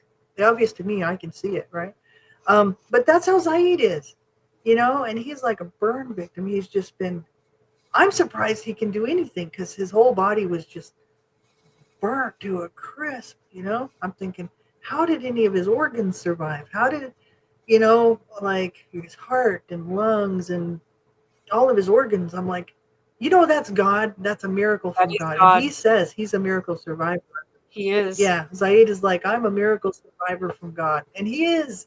I give it to him. Oh, I love. He's such a nice guy. I have to say, I just love him very much because he's sweet and Yeah, he's a good friend to anybody that knows him. Yeah, he's a nice guy. I hope he wants. he He is. did say he wants to come back on. It's a matter of finding a good time that works for all of us. But we Hmm. will be having him back on for another interview and just have fun I with him because he's fun. I And did then, feel bad oh, at go ahead. one point because I started crying, and I was Oh, crying because like his story was he's inspirational, but like in the same sense, it's really sad to hear him mhm, say what happened to him.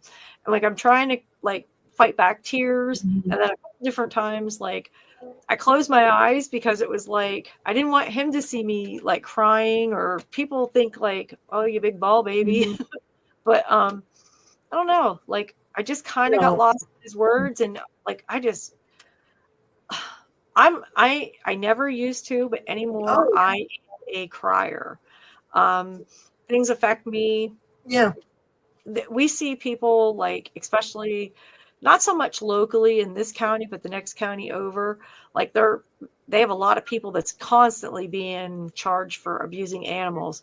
And my heart breaks for them animals, and Mhm. like I'll cry, I'm picking them up, I'm Oh, loving them. yeah.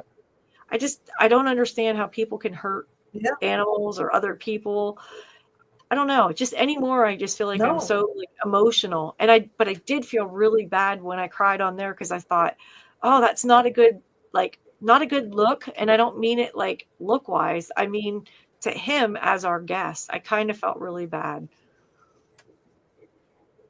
No, he actually I told him that, Boo. I told him that because I thought that he should know. I said, "Look, I said Donna really feels bad because she feels like maybe she shouldn't have been crying." But she said, he said, "No." He said, "Just tell her if you talk to her."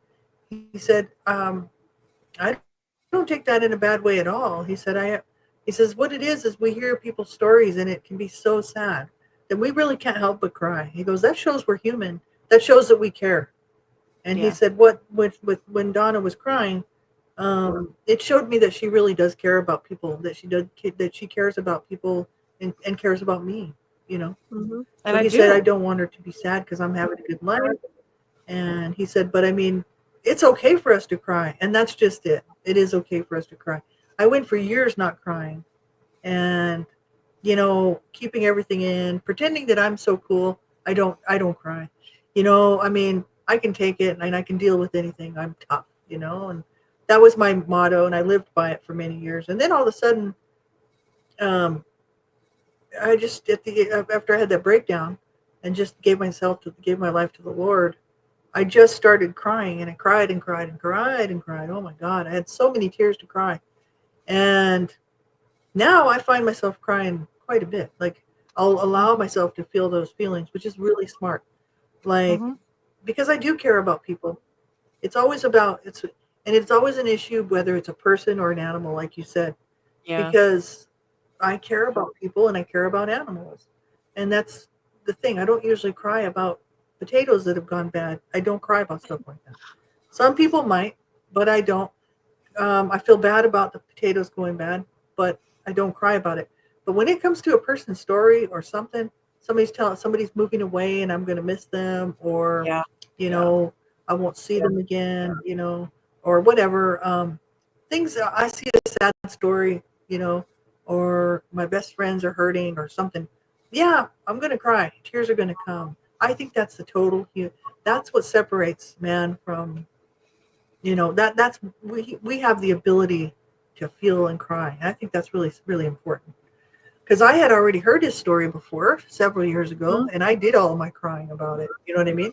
Tears sometimes would be if I was watching it, tears would just be rolling down, and I was like, and then he in one of his interviews with that one guy, Chris, I think his name is, on special books for special children, something like that. He interviews all these kids, and he interviewed Zaid several times.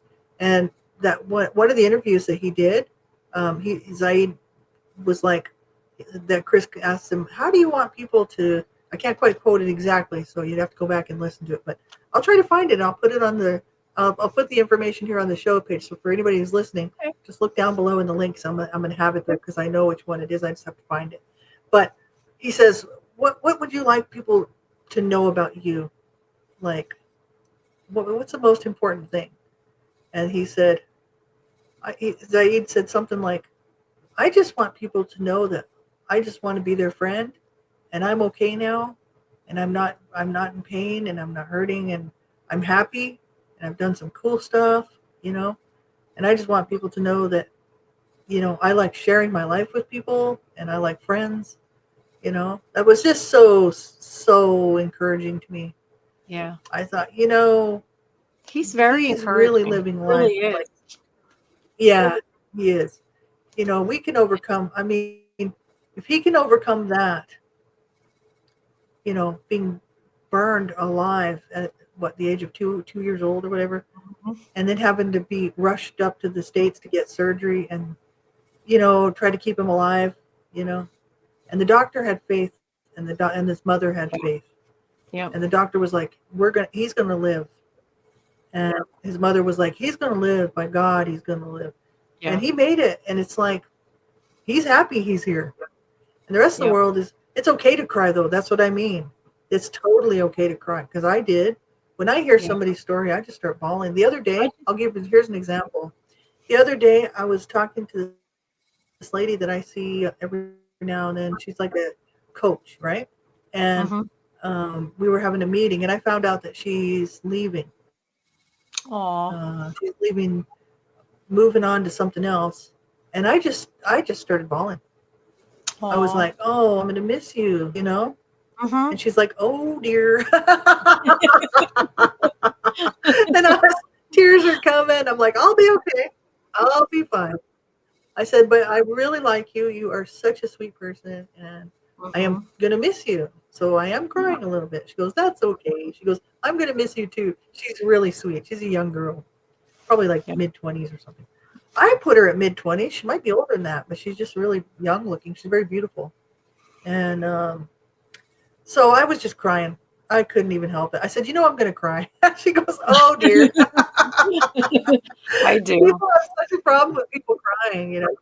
But I Well, don't because, I sit and look at horrible stuff, you know. well, I was just afraid like he would think that It's important. I offended him. That was more my thing. I was like, I didn't want to offend him and then Right. let him think Yeah, like, no. you know. So that just Right. bothered me so I bad. get you. Yeah. I get you. That's why I told him. I said, "Well, Donna," I said, "I'm just letting you know." I mean, Donna was feeling a little bit bad because she was crying. He said, "No." He said, actually, I appreciate it because that means she cares about me and that she doesn't Mhm. want me to suffer and that she's Mhm. sad that I suffered." And he said, "That's normal." He goes, "That's normal." He says, "I cry when I hear other people's stories." Right. Well, but So he's just a normal guy. we've worked with people in the past and think how offended they have been because their stories have been upsetting.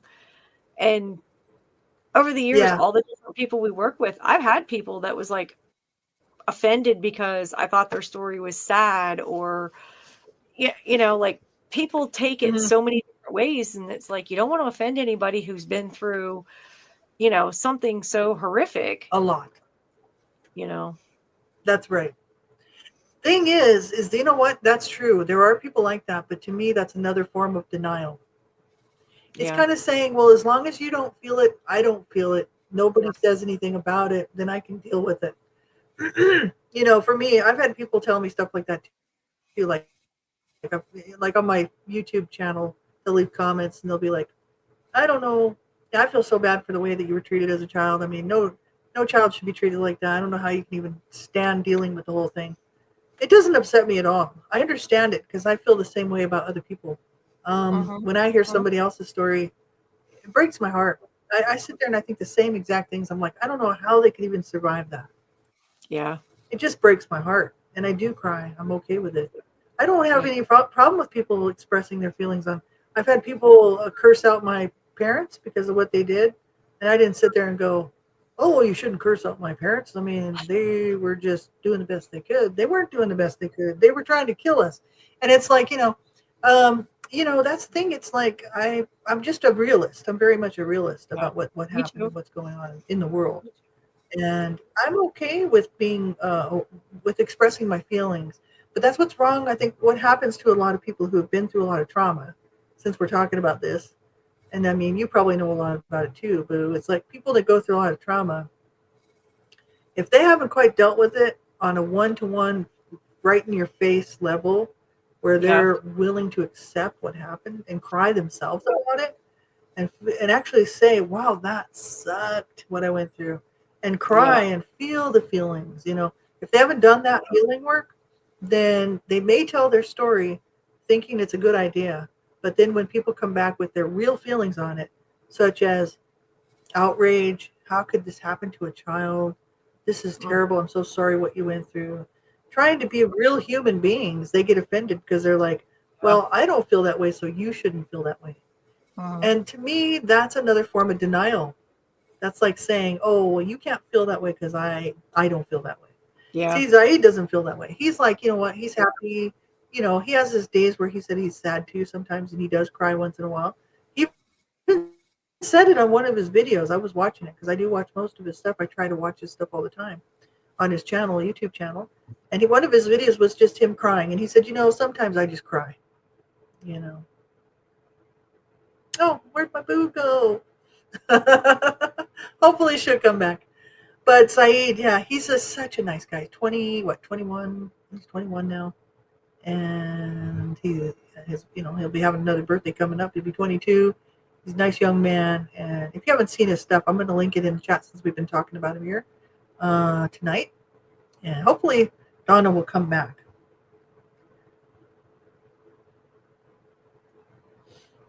Oh, there she is.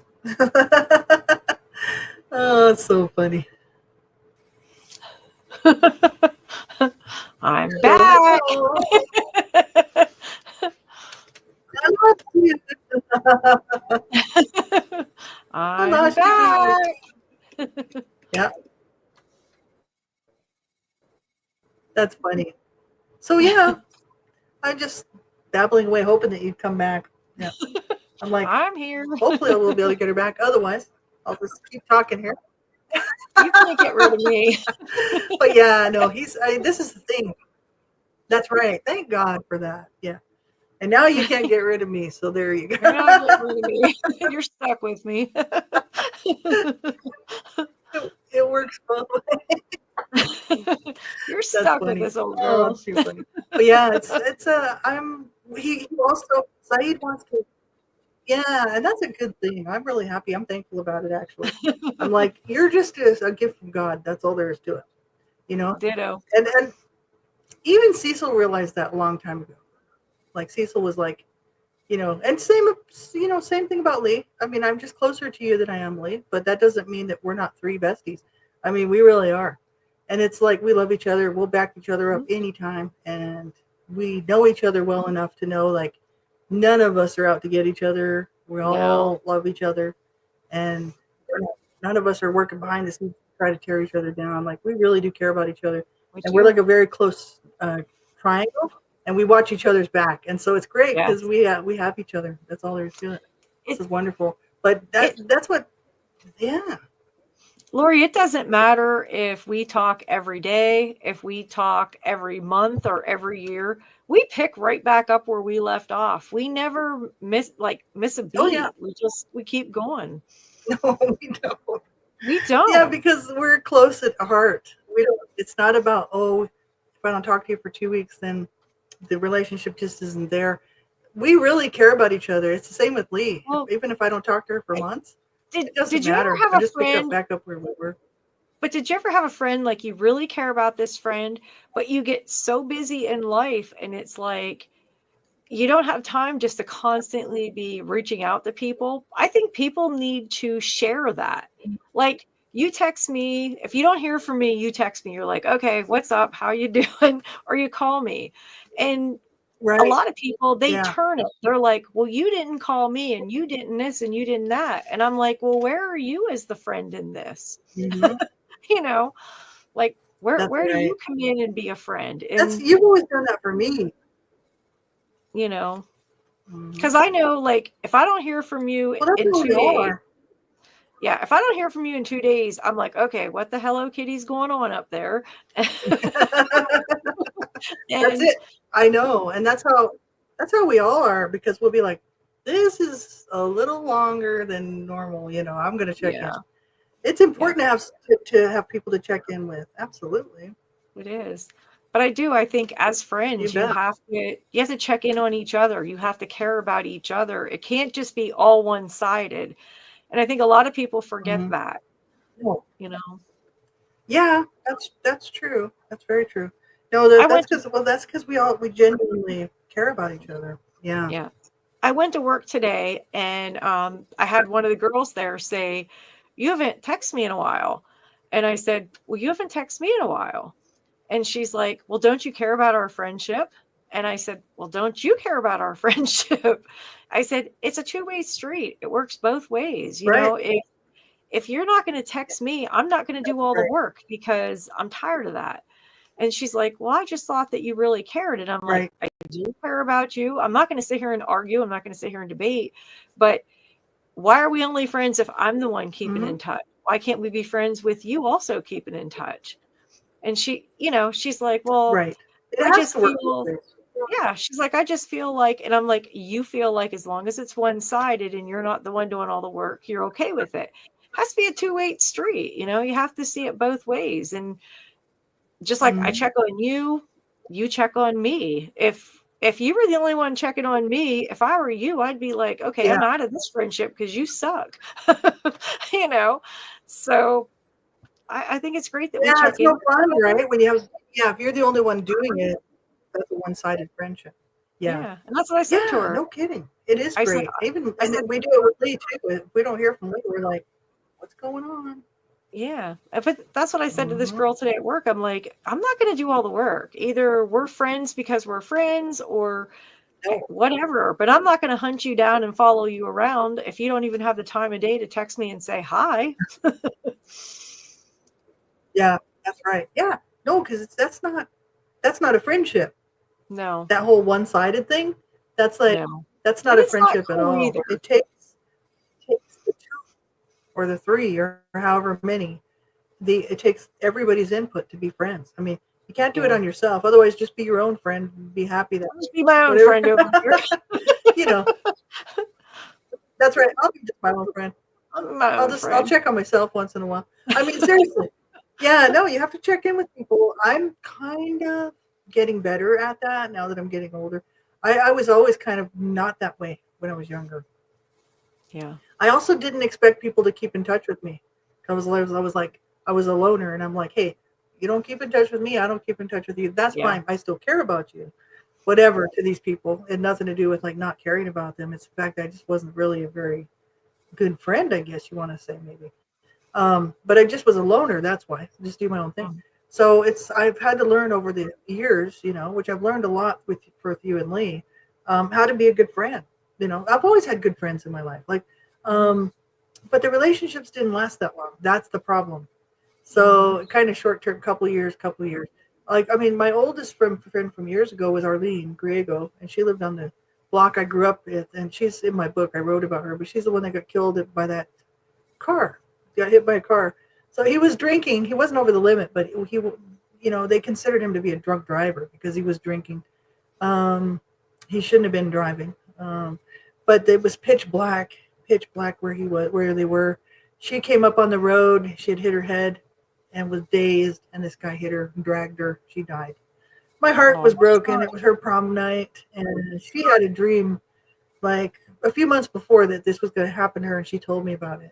And I'm like, oh, my heart was broken. I was like, I wrote about it because it was such a crazy experience. Like most people wouldn't believe that. I wish I could have got it on tape because then they'd be like, oh, she's not lying, because I'm not lying. I'm telling the You're absolute not truth. lying anyway. And it's You like, don't lie. no, no, I just wouldn't, because the whole beauty, the whole story is that's an absolutely true story. And it's like, I couldn't believe it. I was like, when the call came, I was like, she was gone. But so I knew her from, my mom said that we used to play because she was 1 year older than me, I believe. Yeah, 1 year. not 2. Desiree was 2 years older than me. Arlene was 1 year older than me. So we used to play. I think she was like 3, 2 or 3, and I was like, no, she would have been 4, and I was 3. Yeah, because we were never in the same grade in school. Because she was 1 grade up above me, but we were still buddies and hung around at school. Off like in the school grounds or like on the schoolyard or whatever. But she was killed at 18 years old. She was just turning 18. So I knew her for a long time, but that's a different kind of friendship. That's the kind where, uh, that's kind of almost like me and you, because we've known each other now, like basically 2000, almost 20 years. About the same amount of time. So we're very close. Like we know each other. I feel like I know you very well. I know you're probably the person on the planet that knows me the best out of everybody I've ever met. Cecil would be the one who would really know me because, I mean, he lived with me for almost 30 years, but as a husband and wife. But out of everybody else, you would be the next one who knows me the best. Yeah, you know my heart. You know where my heart is all the time. You know where my mind is. Like we talk quite often and quite closely about things that are really close to what's going on in our life and in our heart. So yeah, I mean, you totally know me better than anybody else.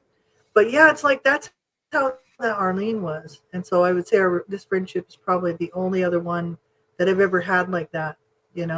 And we used to get mad at each other once in a while. We'd have these little kid spats, and she wouldn't talk to me, and I wouldn't talk to her for a few days, and then finally we'd be like, "You want to play? Okay," and we'd start playing again. But we used to have these little kid spats. It was funny because she lived like 2 doors down, like just down the street, across the road. So we were pretty close. But yeah, she was funny. She always used to write on my school pictures, to my best friend in the whole world forever and ever and ever. That's what she'd always write. She was just sweet, like, yeah. And I think when she got killed, something in my heart, man, died. Honestly, I was like, I was 16 years old. I wasn't even 17. I was 16. She wasn't even 18 yet. She was just turning 17, I guess. Yeah, that's right, because it wasn't even her prom. It was her boyfriend's prom. That's right. So she wasn't even 18 yet. And because I met I met Diane Howard when I was 16, right after Arlene got killed.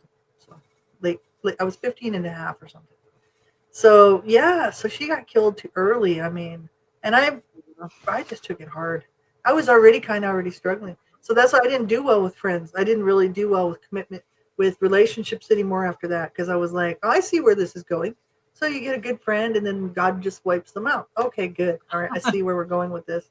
And I didn't want to set my heart up for that again, Yeah. And I think that's why I did that. That one friend, Diane Howard, was close with me, but we were buds. Like I would say we were best buddies. We hung out.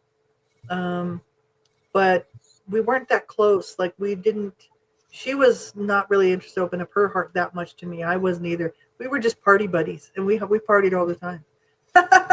So that's what we party. I still care about her.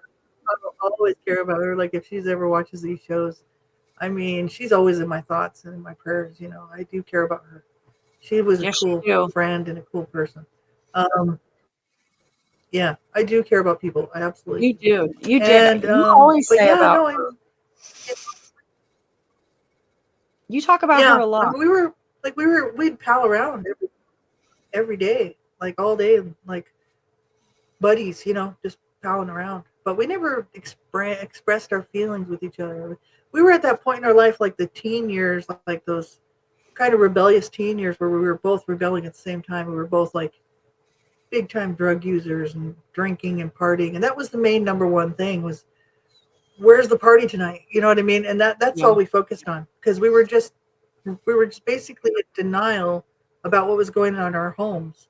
So that was our way of surviving it. Was like, okay, let's not think about that. We're not going to be serious. We're not going to think about life, period. We're going to like get high. That's what we're going to do. Yeah. And that's what we did for quite a few years. And but I did care about her, absolutely. And I know she cared about me as well. Yeah, she was really sweet. before we started doing all that drugs and stuff, like she used to make me these beautiful handmade collages, and she would take all sorts of medium, like, whether it was magazines, glitter, like cardboard with glitter, all this stuff, and she would make me these beautiful murals, like collages. Oh, that's Very, cool. very talented, like, That's cool. yeah, creative. I was like, I don't know how you can come up. Yeah. And nobody else would do that for me. I mean, she was the only person that would do stuff like that for me. One time she invited me for dinner, and she asked her mom if she could do this. She was 2 years younger than me. I was 15. She was 13 when we started palling around. So this is before the drug days. We weren't really doing drugs at this point. Probably smoking pot. And she had me for dinner had me over for dinner one night, and she made me literally a menu of what we were going to have, and she did it like gold embossed, like that Oh, fake gold wow. embossing you can get. Mhm. And it looked like a Titanic menu, like from the old days. It was like all ornate, and it was all decorated on this like a card thing. And she did this by scratch, by hand. No computers back in them days to do this stuff on. Like, this was just raw talent. She was just using her own talent. And I just cherish that stuff because I was like, wow. Yeah. So she reminds me in that way of you, because she's very creative, and you do all these nice things for me. Like, you make me this beautiful jewelry. I love my jewelry. Over here. I want to show people. But I just get these little gifts. I get gifts from Donna, and Donna just makes beautiful things for me. And I'm like, this is so sweet. Got to check this out. Lobo. That's what that says. Yeah, because that's my nickname, Lobo. And I call you Lobo or Low. And yeah, so cool, because that's all my good friends call me that. And because nobody else knows.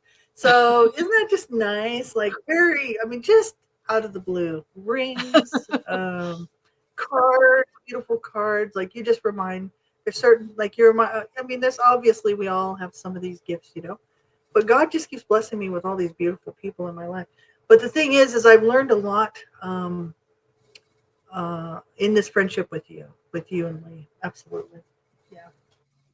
Like, That's good. I really had to learn how to be a better person. I was like, I just got to be a better person, man. I got to stop being such a jerk. We all have to be. We all have to be. People are awesome. I was like, because you guys are great friends to me, both of you. Yeah, I mean, it's true, because life gets sometimes a little bit hairy. And you and Lee have both been. I know I can speak for myself, and I can also speak for Lee. We love you very much. And I love you guys. Ditto. Yeah, we do. We all love you. I mean, you're like a gift to us. We know that. And I just, I think we're all a gift to each other. Yeah. We could all say that. But you really are a gift. You are a gift in our lives, Aww. And I always remember that, because I'm like, I just see the stuff you do for everybody, not just us, because we're your friends. Like, we're your besties. So it's so easy to do stuff for your besties. But I see what you do for other people, and that you don't even know or you just met or something, and I'm just like, that's my bestie. That's how she is. And I try to learn from that. I try to emulate some of that. That's a really, really nice way to be, right? I try to be a good person. I do. Sometimes being a good person gets you hurt a lot. I think because when you have I always say I have a soft heart, especially when it comes to kids, animals, or someone has like a bad story. I'm always like, oh, that's a shame. What can we do to help? And sometimes, like, having that soft heart, it gets you in trouble, because like you feel really bad for someone and you're trying to help them. Oh, yeah. And then they either think you owe them, or they're blaming you for something. And it's like, I think sometimes people with the biggest hearts get crapped on the most. All that don't sound nice to say, but I do believe that. It can happen because unfortunately people just assume that if you have a good heart and you do nice things and you do something nice for them, that they're a pushover. And it's like, That's just not the case. Not me. Because Donna's not a pushover, neither am I. But we do care about people and we do want to help, but we're not. Yeah, you're not a pushover. So then when you do stand up for yourself, then they think, oh, that's so rude. How come you stood up for yourself? Well, you shouldn't be allowed to do that, even though I just crapped all over you. Well, that's bullshit. But that's what a lot of people do. They expect that, oh, because you're nice and you do something nice for them, that all of a sudden they can treat you just a pushover, some sort of person to push around. And that's not the case. That's not the case at all. No. Yeah. So, Boo, before we get started, we got our second show coming up. We're going to break this show up in half, just because I find it extremely hard to sit for this 2 hour or for anything longer than a couple of hours. So, if it's okay with you, Boo, we'll come back in about 20 minutes or so. Sounds good. And do part 2. Is that okay? That gives me a chance to walk a bit because I get so stiff sitting here. And, yeah, I just got my cortisone shot today in my ankle. And I'm like, man, give me I time do need to get up and move it around a little bit. Yeah. And then I can hit the ladies' room as well. Right? So, okay, all right, come back and see us for part 2, everybody. It's coming we've got 30 minutes, so we'll probably be roughly 20 to 30 minutes. So we'll be right back for part 2. Thanks, everybody, for being here.